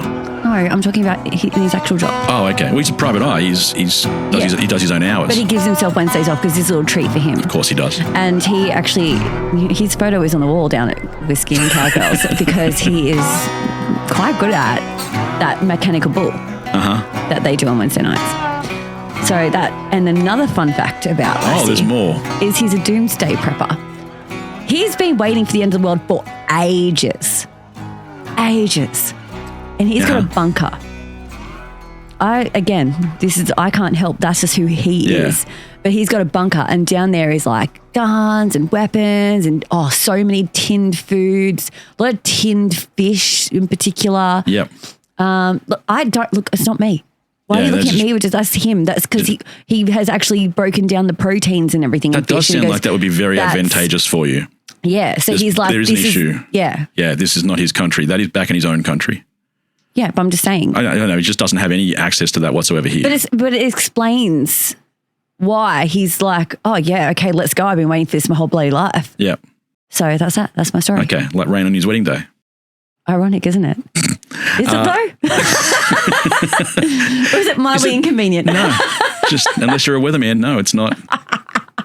So he is riding on this shadow sleeper dog with his dexterity. Yeah, and it's and try to throw him loose, but fail to do so. And it's he yells, gnashing. It's just like Wednesday nights. I don't know why he's got an accent like that now because. He's a changing man right before my very eyes, in fact. He's a complex I really character. should have actually given you a backstory, but I didn't, and now I regret it. I know, I'm giving me a just one just backstory. turning up as I sit here. That he does try and throw you loose and doesn't, so it is back to you. Or would you like the taxi to go first? No, let's give the taxi a turn. I'll make my decision after the taxi. Okay, the taxi drives straight at the dog, even though you're on it. Tries to bump into the dog. Yeah, no, that's fine. and hits, knocks both of you flying. Yeah. There's another little yelp noise and a growl that comes through it, and then the taxi slides to a halt as you and the dog land harshly. We will take D10 damage for that, so if you can roll me a D10, you'll take some damage, and keep in mind these guys do not have anywhere near as many hit points as 5. you do. So if you can take off 5 hit points from what you have. Would love to. And the dog has been hurt a little bit again and is slowly rising up. And you and the dog are both getting up at exactly the same time. Yeah. So I loosen my tie. Oh, God. In fact, I take my fucking tie off. I'm going to strangle Plenty of time. Plenty of time. I'm going to strangle this dog. Oh, let me guess, in any spare times, he trains in TIE fighting. No? Nobody's giving that? Anyway. TIE fighting. You just registered that someone's spoken. Oh, dear. All right. Okay, you're going to try and wrap your tie around this creature. He's big. It's a massive head. Let's see what happens. Give me a D20. Well, don't worry about it. It's a 2. All right, so here's the thing. We haven't done this mechanic yet. Yeah. And you can choose not to do this right now because it's going to cost you a lot more than it normally would. But I had a pretty strong feeling this wasn't going to work. Mm-hmm. But you also have a dynamic called luck. And luck works like this. You can see a whole bunch of points in front of you on your sheet. And at any stage, you can use those points to add on to your dice roll to make sure something succeeds. Okay, I want to luck it out. You rolled a 2, yes? Yeah. Yeah, I think this was always going to be hard. You'll have to spend 13 luck points to get it up to an amount that actually makes it work. Okay. And you don't get them back. There's no, I get them back when I rest, or anything. You become increasingly less lucky. So I've got 99 lucks? I gave you a lot of luck. Okay, and I had to take 19 off? 13. Oh, no, fuck it. We're lucking out. Lassiter, you dive towards this dog with your TIE fighting maneuvers and wrap your tie around its neck and start to pull. Yeah. Do a nice Windsor knot, and I'm like, fucking yeah, pull it down. You can't. He's like, how many points of damage does a tie do? So I'll just make that up, and I'm going to roll that for you. Do you let go? No, I'm strangling. I'm like, got a grip on it. I've got it wrapped. Oh, yes. So I've got it wrapped around my wrist kind of thing, and I'm pulling down. Nice. Yeah. Then how would you like, this dog to die? The dog. Say, night night, sleepy dog. And then it's like, and then it very peacefully falls asleep. All good dogs go to heaven. It's got his horrible look in his face, red eyes, all those sort of things, blood dripping out of things, it's gargling and all that stuff as it dies, and then suddenly turns into the sweetest little, puppy and passes away calmly. Yeah. Oh, puppy. Oh, Yes, roll sanity. She's not there. I know, but I just wanted to roll sanity so badly. I don't think we can do it like that. I don't want to. Damn it. She's not there. All the violence leaves it, and like it's released into its like. No, when it dies, it's still horrible. It's on the ground. It's awful. There's shadows and wisps and everything, tendrils of awfulness. This thing is not redeemed in its last moment. And the taxi driver just yells out, "Get in!" And we're back to you again. Annabelle's not sitting there though. Is that all the dog's gone? Is there more? In the distance. All right, I'm going to get in then. In the distance, you can see shadows moving awkwardly, but they're not the same. Okay. Yeah, so I get in and I just put some sunglasses on because I'm feeling pretty cool about myself. Lassiter now also has sunglasses, having worked occasionally in a sunglass shop. He actually crafts weekend his own manager. sunglasses. Yeah. This backstory is getting more and more complex because he thought, as a doomsday prepper, that he'd probably need to learn how to make his own sunnies. 100%. He does not have sunnies. Bad luck on that one. But he does have reading glasses. He's not young. Well, he throws those on. And everything gets a little bit blurry because they're just for reading. But he says it anyway. Hit it. He just wants to look cool for a second. And away we go again. The taxi driver is flying through the town now. You notice that there don't seem to be as many cars on the streets. There are still some bombed out buildings that look destroyed. Every now and then they flicker though, and you see modern structures instead, but then they're gone. We can't really see them. And there's a big full moon in the sky, so the light seems quite strong, but the light seems to be different. Everything's flickering out of place. Yeah, so when you see some of the more I want to say modern buildings, you've never seen anything like that before, and they stun you for a second, the light comes off in a different way, and then they're gone, and you see a derelict building that was bombed out by the Blitz. And this driver doesn't seem to be slowing down, but hasn't really said where he's going. I'm going to say, did you see that? Did you see what I saw? Did you see that building just now? Oh, you mean the buildings? Oh, sorry, I was supposed to say this with my accent. What does he sound like again? In it. Fuck. He says, look, I don't see everything you see, all right? And you don't see everything I see. This all started a couple of days ago when that fucking constellation appeared. Get your act together. I've got to get you to the hospital. I would like to apologise to the listener who sent in their beautiful voice that was just butchered. That I just nailed. I actually think it was flawless. I couldn't fucking tell. nailed it. I'm actually starting to think you were the taxi driver voice I initially. do all of the... You think that people around the world send their voices in. There are no listeners. There are none. I just do them all. I thought you were going to make me check sanity, but you didn't. The taxi driver is down. Okay, I thought you'd be like, ha. Taxi driver's agreeing with you. Yeah, I was like, fuck. I was like, finally, here's your sanity check. No, nothing. Okay, all right. Well, I don't know this game at all. The hospital. Why are we going to the hospital? You got to find the others. Who are the others? The other what? The other who? What's the constellation? It's just this, what do you mean, what's the constellation? Where's the constellation? Fucking stars. Look, they're coming. Can you see them in the revision mirror? Those dogs are getting closer again. No. What you need to know is that you need to get to the hospital. Okay. All right? I felt like I could talk while we're driving. Well, then ask me a proper question. What happened when the constellations appeared? You just said everything about it. Constellations just appeared, didn't they? Fuck, that's accurate. It's so accurate, isn't it? It's I'm so in this. Stop breaking character because I'm so in here. I was in London for, 7 days? Yeah, and you picked up an accent. Picked it up. I went to some other countries as well, so this will be fun. I can't wait for your Italian one. Yep. Is it the golden spear? Yes. Yeah, I figured, but the character doesn't know that, right? No. Yeah. Oh, you could look. But are you like us and you are also I don't think I Kaa'Riin? know who I am. Yeah, but I don't know that No, we did say in the yet. other one that you actually still feel very much like you have all of Kaa'Riin's memories and that was a life.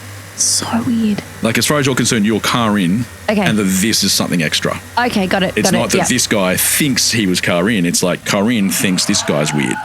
All right? It's Okay. like Kaa'Riin goes, what the fuck am I doing in this body? Even though it now feels like this world is very, very real. Okay, all right. Cool. Okay, all right. So we're going to go find the others. Who are you, actually? How do you know me? Because you sent for me. I sent for you? I'm now regretting the attempt to do the accent because I've definitely changed it now. Yeah, he just says, you absolutely sent for me. And your name is? Darren? I don't remember sending for you. Did I send for you? He says you did. Darren, I'm very worried about this situation. You told me exactly where to be. You gave me a piece of paper, you wrote it down, and you said, be here in 20 years' time. Man, I'm good at this game. And you said, don't be late. I said it how now? Well, you whispered. It was very overly dramatic. I remember at the time thinking, God, that was dramatic of her. Because it sounded made up. I'll be honest. You talked to me. We're in the pub. This isn't our world. What? This is definitely my world. It's not my world. He looks at you stunned for a moment and goes, no, why would you only have one world? Anyway, come on, focus. All right, okay.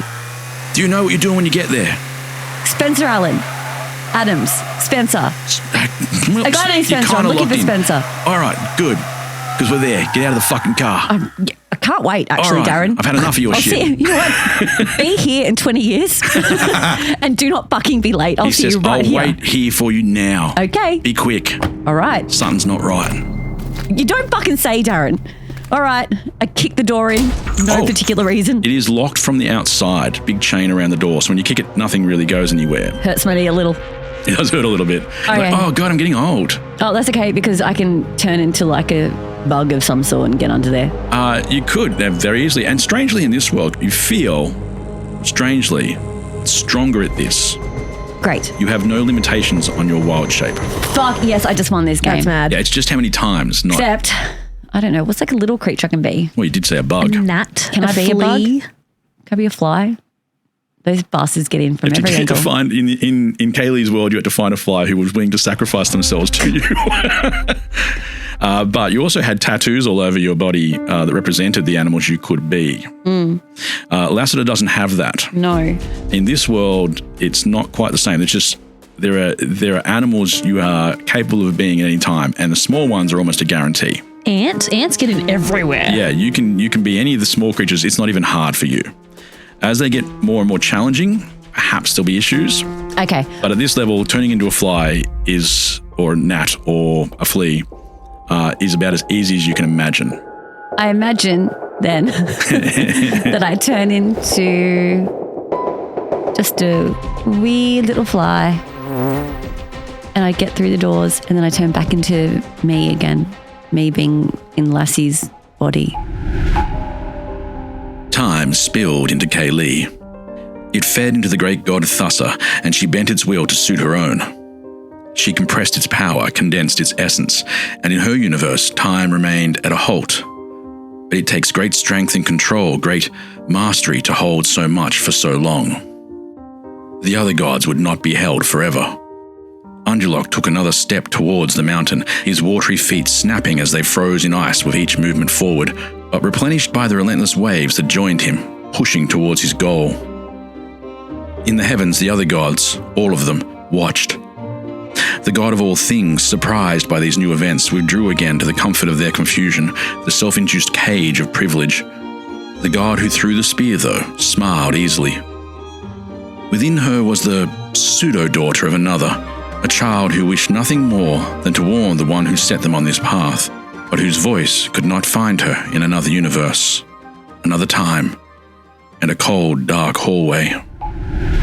Parents of tweens, if you're familiar with far-off drop-offs... Dad, stop, right here. Or get DMs about what's for dinner, you may be experiencing tween milestones. For your son or daughter, these can start at age 9. HPV vaccination, a type of cancer prevention against certain HPV-related cancers, can start then too. For most, HPV clears on its own. But for those who don't clear the virus, it can cause certain cancers later in life. Embrace this phase. Help protect them in the next. Ask their doctor today about HPV vaccination. Brought to you by Merck. Hey guys, I found the only gift that Dad wants this Father's Day. Goldbelly. Goldbelly ships the most iconic foods from the best restaurants across the country straight to his door for free.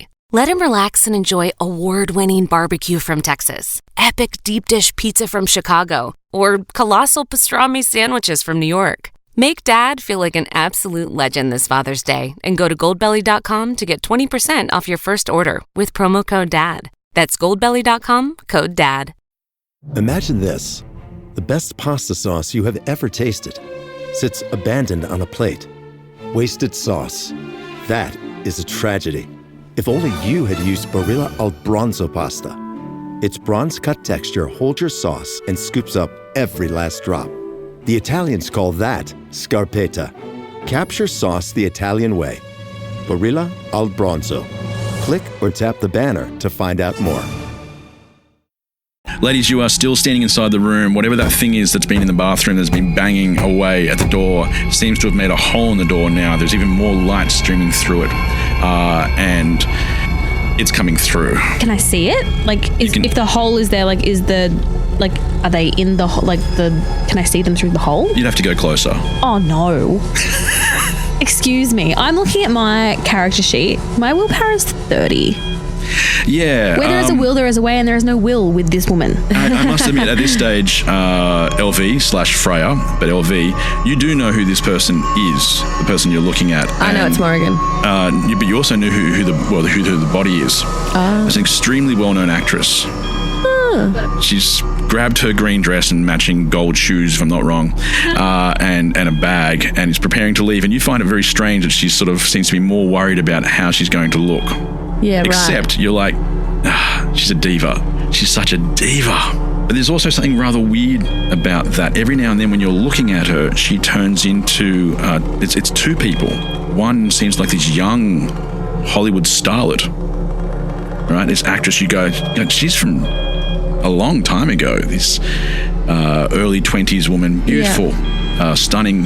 Looks like she's almost permanently shot the same way the movies had them, with soft filters and so forth, and hair flowing when she turns around. And even though she's just had her a wrap removed from her face, the makeup's already perfect. Everything's pristine. And then while you're looking at her, she then also looks like an older lady, like a queen. What, she flashes between them? They're both at the same time. It's really hard for you to comprehend how this person exists. Yeah. But she's suddenly an older actress with a long career who's kind of not getting the role she used to get. Like, you know her as well. And you're like, how are you these people? Yeah. Unfortunately for you, Morrigan, none of that makes sense to you because you're from the inside. You feel exactly the same. And I say Morrigan, because you still I feel like Morrigan. You still feel like Morrigan. Okay. But you also recognise that you are an actress. Okay. Which is why you don't have great willpower in this situation. You pretend to have willpower a lot. But really, most of the time, other people have been doing things for you. Yeah. Back to this thing coming through the door. Should we have a peep? Are you insane? Let's get the hell out of here. I'll go and have a peep. Just a little peep. You got to get pretty close. All right, I'll get pretty close. Just a little one. When you get to this, it's like a stream of light coming through, like, you know, those photos of when there's clouds in the sky and the light beams through like fingers. It kind of feels like that, but very strong. And as you're getting closer, the light changes for a second and disappears. And instead you see a watery creature. It looks like a face and everything like that, but it's completely made of water. The water's not clear. You can't see through it too easily. It's shadowy water, dirty water, I guess you could say. But it has a face. It is quite murky, yeah. Yuck, you say. Give me a sanity check. I was kidding. I meant, yay! It's too late. If I can get there fast enough, I'm going to make you do it. You have seen this thing and it looks... You've never seen anything like this either. So, sanity check, please. D100. This one's really heavy. And hard to read. And hard to roll without making it. But easy to cheat. Oh my God, there's so much complaining going on. And that wasn't a complaint. That was a complaint. That was actually a... No, yours wasn't at the end. No. I'm really positive. People say that all the time. Everyone at MCM said it. You rolled a 4. Well, it's really hard to read. No, it's a 4. It's at the top. I can see it from here. No, it's difficult. It's very subjective. Yes, thank you. The dice is not subjective. It's a little subjective. It is. It's not. It's very clearly and then I just change it if I don't want that number anymore. Yeah, you just kind of like just like a nudge. Yeah, like, I can't see that. You're going to roll in front of me from now on. You somehow just look at this creature that's clearly made of water and you're like, yeah, there's like a watery creature in there. So I'm pretty cool with it. Didn't even upset me. I'm cool with it. Yeah, you're just like, yeah, that's weird. Do I need to take 4 off this? No. Oh, great. You handled it. Oh, that was fun. I don't know why as long you as handled you roll it. like higher than the number that's not crossed out, then you lose. 70. So, yeah, most of the time things aren't going to send you nuts. Now, what's the next challenge? I do love that brag. It is still smashing at that thing, at that door, and it's got hands that are starting coming through, and they aren't stopping. And I am like, because I want to go, and I'm like tugging on your arm, and I'm like, seriously, we need to get out of here. We do. We need to go check out my room. The hands are almost around your throat, all right? These watery hands that are coming through the door, and you're like, yeah, maybe we should check out my room. Like, if you want. What are the facilities like here? Yeah, do you want me to grab your toothbrush? It's back in there with the creature. I'll just grab it. Well, I'm just trying to be cool, calm, and collected. I thought you were going to give me one of those sanity things again. I don't want to do that. So you're very calm. To be honest with you, at that roll, you pretty much just decided this thing doesn't exist. Couldn't be real. Well, There's nothing there. Can't be real. I wouldn't be seeing. It doesn't exist, Cory. All right, good. I'm just trying to gaslight its you. Its hands are going around your neck as we speak. What will you do? We're running away. Where are you going? Into my room. I told you that. Come on, let's go look at my room. She's so upbeat about it. What is in your room that we need? We need to get out of here.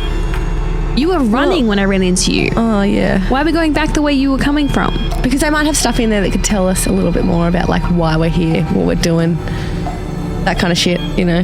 Why we know each other but don't know each other? Yes, Morrigan. Like even like the way that you change, you're like young and old and young and old. She doesn't know that. I'm very young, thank you very much. She's clearly old right now. Well, I've got one of those 2024 facelifts that the celebrities are getting. Yeah. Oh. I'm looking good. So we're going to your room. Yeah, let's go to my room. And on the way I'll be like, young. And then I look back, old. Don't know what's going on with you. You're being very rude. Are you saying it to her though? Yeah. Okay, Morrigan, you are now aware that at least Freya thinks you're going between looking young and looking old. I look at my hands because they reckon those are the first places where you age. Yeah. Do I notice anything? No. Oh, cool. What you do, well, yes, of course you can see your hands, but and at this stage they don't look different to you. They look like this is who you are. You look at your hands and go, yes, I've got normal hands. They do look old. Old? Yes, a few liver spots and so stuff like that on there. Beautifully manicured though. They have not been using the moisturizer that I told them to use while I was under. They haven't covered up the actual liver spots and so forth, but they are very well looked after hands. Okay. Manicured, long nails. Nice. But someone has been looking after you. Damn straight. Oh, I like really that. sweet. I want to be looked after. I'll look after you. Thank you. I'll pop in shifts and I'll do your nails and stuff. I thank you. remind you, of course, that you do have Cypher looking out for you. I do. Eye in the sky. I didn't say it at the time, though, but that is your companion. And you know, you've got a companion that you can call on from time to time. Yep. You've managed to keep a phone. Actually, it was a bit different from that. It felt like when you heard that conversation, it went straight in. Like you didn't pick up a phone. You didn't have to answer it. You just heard it. This is in my head. It was in your head, yeah. Okay. And that feels absolutely normal to you. Interesting. But you do also have a phone. You grabbed that as you left. That's a bit weird, but whatever. I'll roll with it. What would you Have like? we made it to her room yet? You have now made it to the We're now room. in the room. Well, I'm going I to let look. you just walk through slowly through this hospital. It is, the lights are blinking, the sounds, it sounds like this is almost like, you know. And there's multiple beds, right? There are, well, let me get to that. Okay. Yes, but you know that, I want to describe the sound as though it's a sound that feels like the word hollow. Like you're in a hospital and if I just said, got it. yeah, like it just, No, I got there's it. something empty about this experience. Not that I need to get it. I'm not there, but I hear in this world, I get it. In the distance, Let's get Leslie goes, I got it. But no, there's when you get to the room, there are 4 shadows standing in the middle of the room now, looking at you. There's a low, deep gargling sound coming from them. Very nondescript, and they shimmer as you stand there as if they're there and they're not there, they're there and they're not there. What would you like to do? I don't think we should stay here. Ride them. Let's. Yeah. There are 4 beds. That's not what she meant.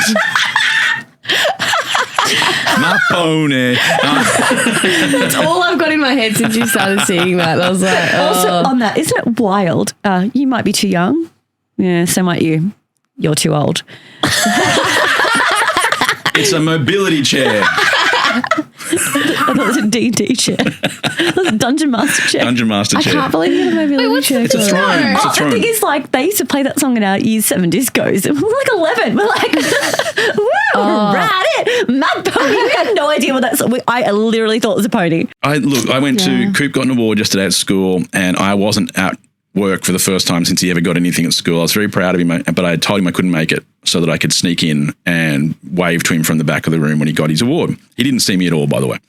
So I waved like an idiot, and Coop smiled for the photo. But before that, I had to, how do I put it? I don't want to say endure, but I had to exist during the choir. And school choirs send me to a spare, another world where I feel like I've been punished for something. But they did. I can't remember the name of the song, but it's got the part where it says, just picture everybody naked. What, they sang that? No, they didn't. But I think the person who picked the song should know that if you change the lyrics, they changed it to just picture everybody crazy, which doesn't quite fit. But if you have to change the lyrics, don't use that song. Don't use the song, at a primary school. What was the song? I'm Googling. Oh, that tune sounds familiar. That does sound familiar. I just don't know. Shawn Mendes, hold me 'cause back. I nailed it. Nothing hold me back. Just pick a different I song. love that song actually. Pick a different song. It's not hard. Although it's pretty easy actually. There's so many songs in the world. It's just So many easy songs. to not pick, Also, they're it's in- almost Christmas. Sing a fucking carol. Shots fucking fired. Sing a fucking carol. They choose All I Want for Christmas Is You. It's like, man, come on. Fucking hell. Anyway, back to this not Christmas edition because we're in a creepy hospital. And Nope. I've decided now that because it is Christmas in our story that the hospital music is just some old Christmas carol. It's just picked in right now because of that whole thing. Jingle Bells Rock. Probably Carol of the Bells, that really creepy one. Oh, I love that one. I love that. Yeah, that's So a vibe. cool. Oh my God, it's so good. I'm That going to is go home and now- watch Christmas movies.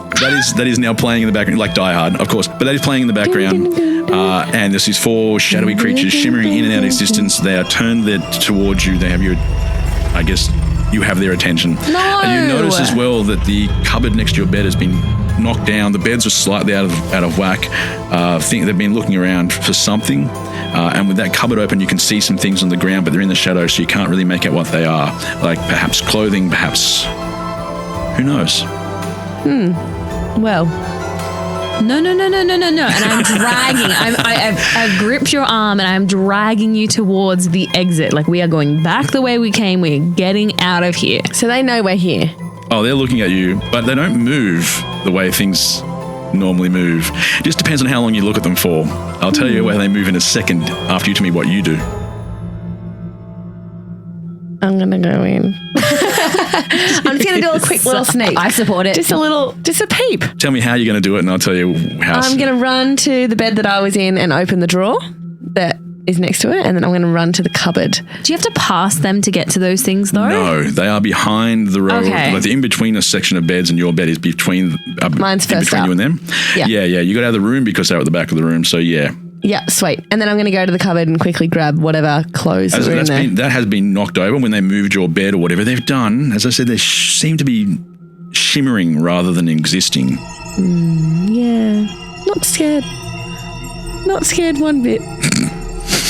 Just playing the game, You can't Cory. just say not scared when things happen from now on. Absolutely can and I'm did. not scared. Clearly I'm not figured out scared the 'cause I'm game, going and now in. she's like, Yeah. love this. Oh, go sweet. Don't hate right. the player. Okay, you run into the room, and on the ground, first of all, there is a wedding dress. Get it. Second that. All right, there's a wedding dress. You grab Who knows that, when it's going to come in handy? and you wanna see a get pair of sunglasses. They could come in handy too. Do they? Are they like wedding themed? Do they have like the little love heart frames and they've got like a date on them with the little initials on each? And They're they do absolutely like not wedding themed. No, they're just sunglasses, but they do look unusual. Anyway. Yeah, I'll get them. All right. As you grab those shimmering bodies, they disappear for a second and reappear in different places. Some of them reappear that's fucking inside creepy. things. Like one of them is right next to you now in your bed. What Their are body they? goes through the bed. The other ones have reappeared in different spots. One of them is right near Jamie Lee. Jamie Lee Weaver. Run, Jamie Lee!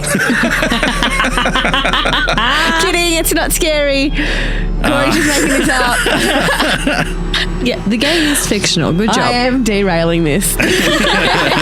You were so going to get taken down by something, aren't you? And you want to go through the drawers as well? Because that creature is right next to you. You're a figure of my imagination. And then I just open the drawer. Figment. Figment. It is figment. It is. I thought you were making an intentional pun maybe because they were figures. Well, they are figures. So Indy, in your defense, I would have said figure as well. I thought it was Both figure. fit the situation. One of them's accurate. Figment. Thank you. That's all right. That's better. It's not a figment of your imagination, though. It's real. It's real. It's real. All right. Well, I'm just going to quickly open the drawer, grab whatever's in there, and run away. She's like, but hold on, pause. I'm just going to continue to look around. As You're you not open the real. drawer, its face comes down right next to you. Remember, he's kind of trapped in your bed for the moment, so Oh, it well, can't it come can't get forward. out. But its face can get awfully close. It is right next to your head now, and it opens its mouth. I'm just going to sneeze. It opens its mouth, and its mouth, it looks humanoid. The mouth keeps getting bigger and bigger and bigger until it's almost half the size of your head, and you can see teeth inside, shadowy teeth, and they're dripping. And you look right down inside there, the throat. All right, you can see layers and layers of shadowy skin all the way down, and then it just turns into pure darkness inside. And the noise it makes sounds like it is gargling blood. Delicious. Is it a Bloody Mary? She's put some celery stick in it. I'm just going to pop those sunnies in there and say, hold these. And then I'm going to run away. Okay. Are you getting rid of the sunnies? Oh, I thought better eat Should have something. stuffed the wedding dress in there. Yeah. I'm not here. I'm sorry. So you're just like not responding to this thing at all. Just like, I'm just going to quickly pop my dress on. If Do that's, you mind? If it's, Can you turn around? Eyes off me. He's shamed into, whatever it is shamed into turning around for a moment. Tom. He's like, I'm so sorry, I didn't mean to. No, it stays right next to you, and whatever it is gasping air, but you do know that you can't see where two of the other ones are. But you can feel them. Because they're figures of my imagination. They are also standing on either side of you now. One behind you, one on the I'm other going to side. run away. I'm going to run away. You got to run through one of them. No, I don't. There's the drawers in front of you, one on either side around you, one in the bed. The one in the bed is now solidified back into this world. The other two could have. There's a 50-50 chance. Now I'm going to write down in front of me, left and right, as in, well, they're not technically left and right. There's 1 and 2. One on your right-hand side and one behind so I choose you. to go through one, and if it's the one that's hard... And we're back. If it's the one that's I have, one is real. Thank you. Much better. hard. And one of them it's isn't. the Ride My Pony song. Just need you to be somewhere else now. All right. Which one? 1 or 2? Which one do you want to try and charge through? He's like 1 or 2. You're like left. Yeah, I'm just derailing this. Well, technically, then for me, the 1 would be on the left. Yeah. So that's it. I made it through. Hey. So the one behind you became real, but you dove away through the body on the left. It's bothering me. I know. This is a good game. You just say it happens. Yeah, I know. All you gotta do is roll that dice. That's subjective, and you can win this whole thing. And I've been backing out of the room this entire time, by the way. You're fine. Well, we're gonna run away now, I think. All right. Do you know how to get out of here? I do. I wrote this down. We go down 3 floors. We go into the janitor's cupboard. We find the furnace, and then we jump into the body bags, and then we go out via the body bags in the hospital. All right. These things are still shimmering and reappearing in different locations, sometimes in front of you, sometimes behind you, but always getting closer, and you run off. Mm-hmm. You have 2 options. Mm-hmm. You have more. You can do whatever you damn well please, but of course, in a hospital, there's only really going to be a couple of ways to go down. Stairs, lift. I guess you could go out a window. But that won't get us to where we want to go if we have to go somewhere specific that's inside. You'd have to come back in windows eventually, yeah. Yeah. I just don't want to, I mean, it's obvious there are going to be limitations. I don't want to tell you you've only got those 2 options. You can pick lots of things. I'm going to say veto to the lift because I don't want one to pop up. Yeah, we need to keep while moving. we're in there and we're trapped in there. Yeah. I'm already starting down the stairs. I'm going, stairs. Dexterity check both of you. The stairs are very dark, but as soon as you hit them, you know that there's something beneath, something viscous, a fluid of some description all over them, and you can see a trail. Ooh, did you say? Sanity. Give me a sanity check. Oh, damn it. Viscous. Not looking good, team. How'd you go?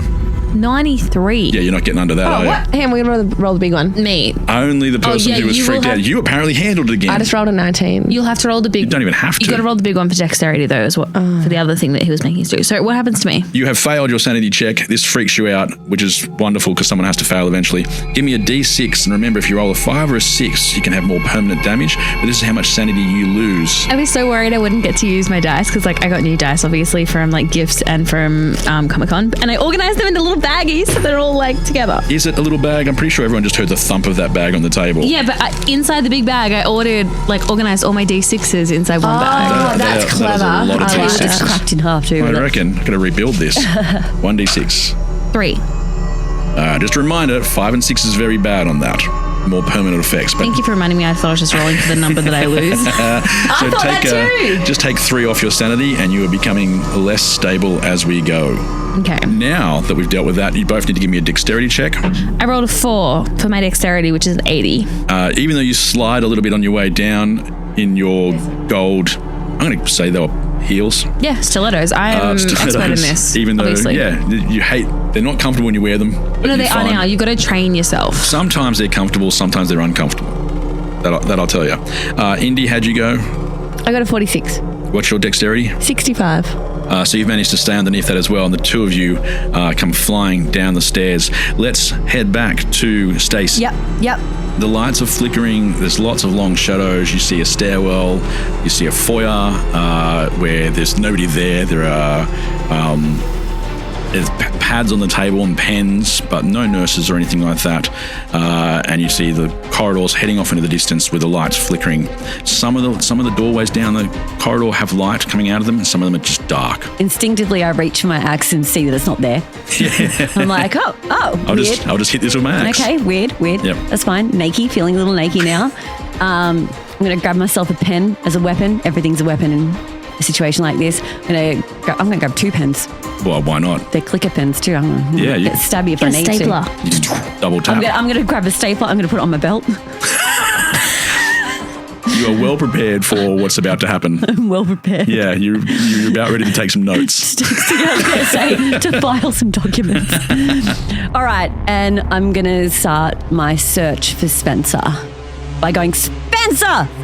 It echoes through the hallways, and instead of getting a return from Spencer, that's for certain, you just hear a deep roar coming right back down the corridor. Sweet. Very strong. Great. I turn into a bear. And roar back. It's going to be like that now, isn't it? Yeah. All right. You turn into a bear. Yeah, so there's no one there. I'm bearing it. I'm going to bear out. All right, so you I are a can't bear. rage out anymore. I bear out. And then I'm like, oh, you think that's a roar?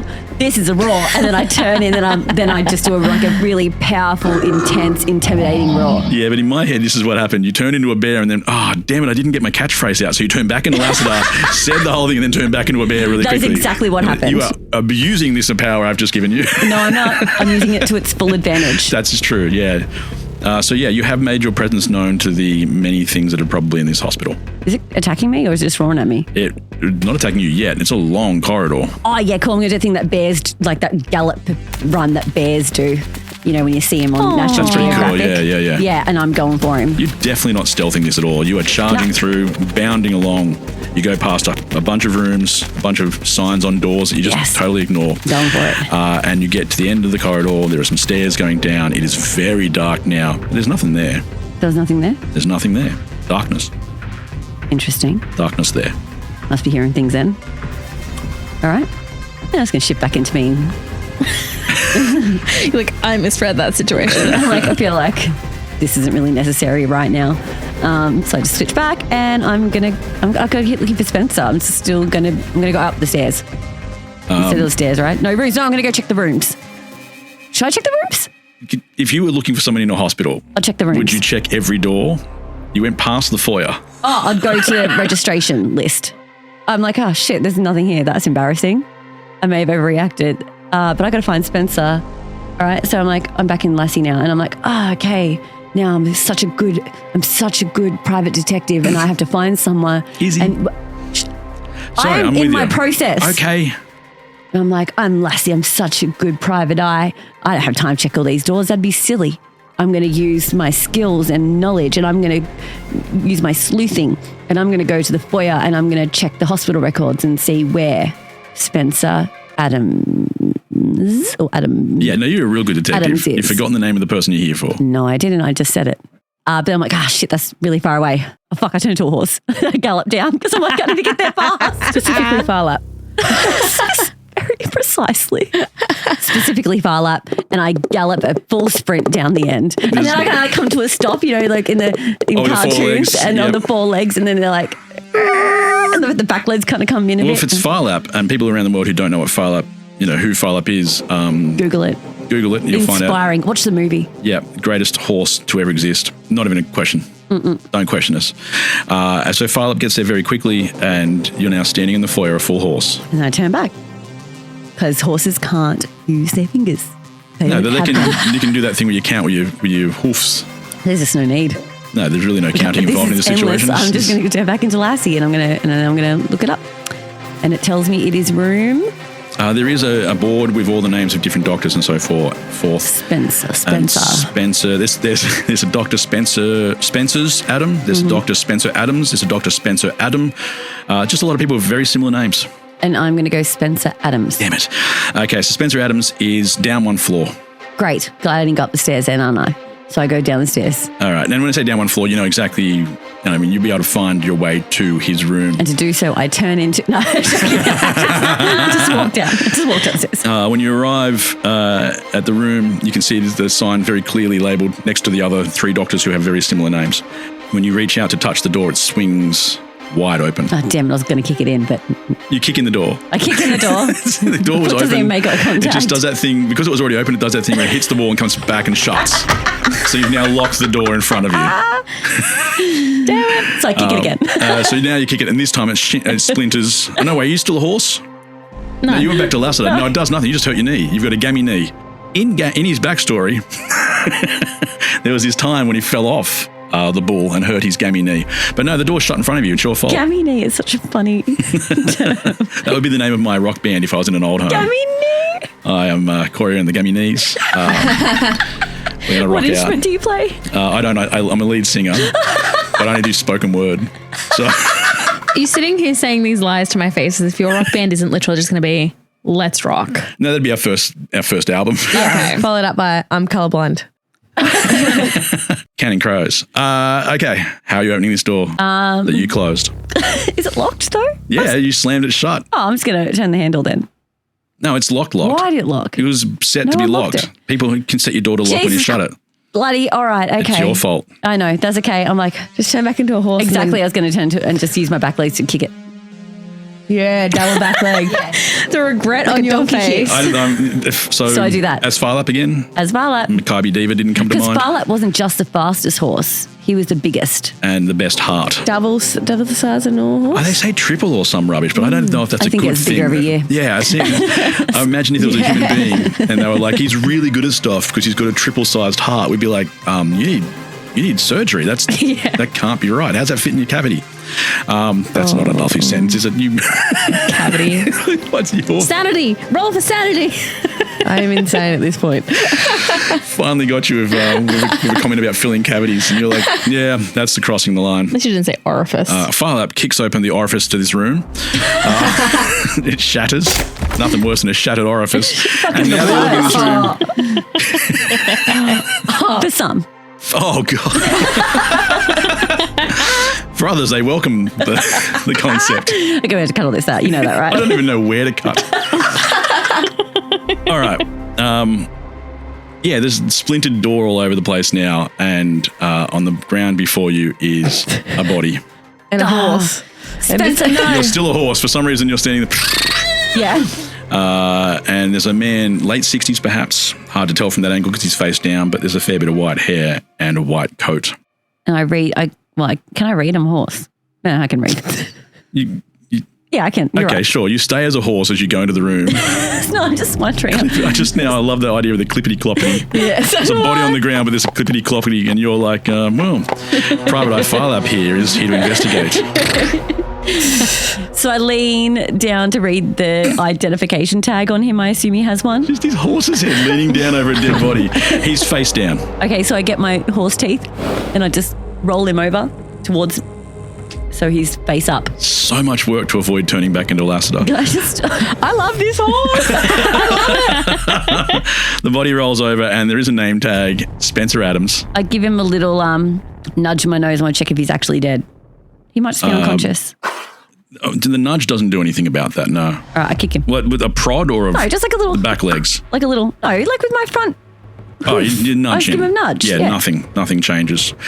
A noise comes through him like as if I've been told that when there are bodies that the gas builds up inside, and sometimes when they get moved, it seems like there's life because for a second the gas moves things. So there's like a that comes out, and it's even to a horse, it's smelly. Ew. Oh no. Shit, I guess there's nothing to do now. The guy I came for is dead, sorry. I'm going to turn back into Lassie and search for some clues. Give me a search, in his D100. Office to see if there's anything that he might want me to see. Jeez, come back here. Okay, that is an 11 and do I have a search thing here? You do, and you're going to be significantly under it with an 11. Yeah, because my search is 50, so I'm okay. Yeah. Okay. You find a diary, like a research diary, if anything. Lots of medical terminology, but also full of wild sketches.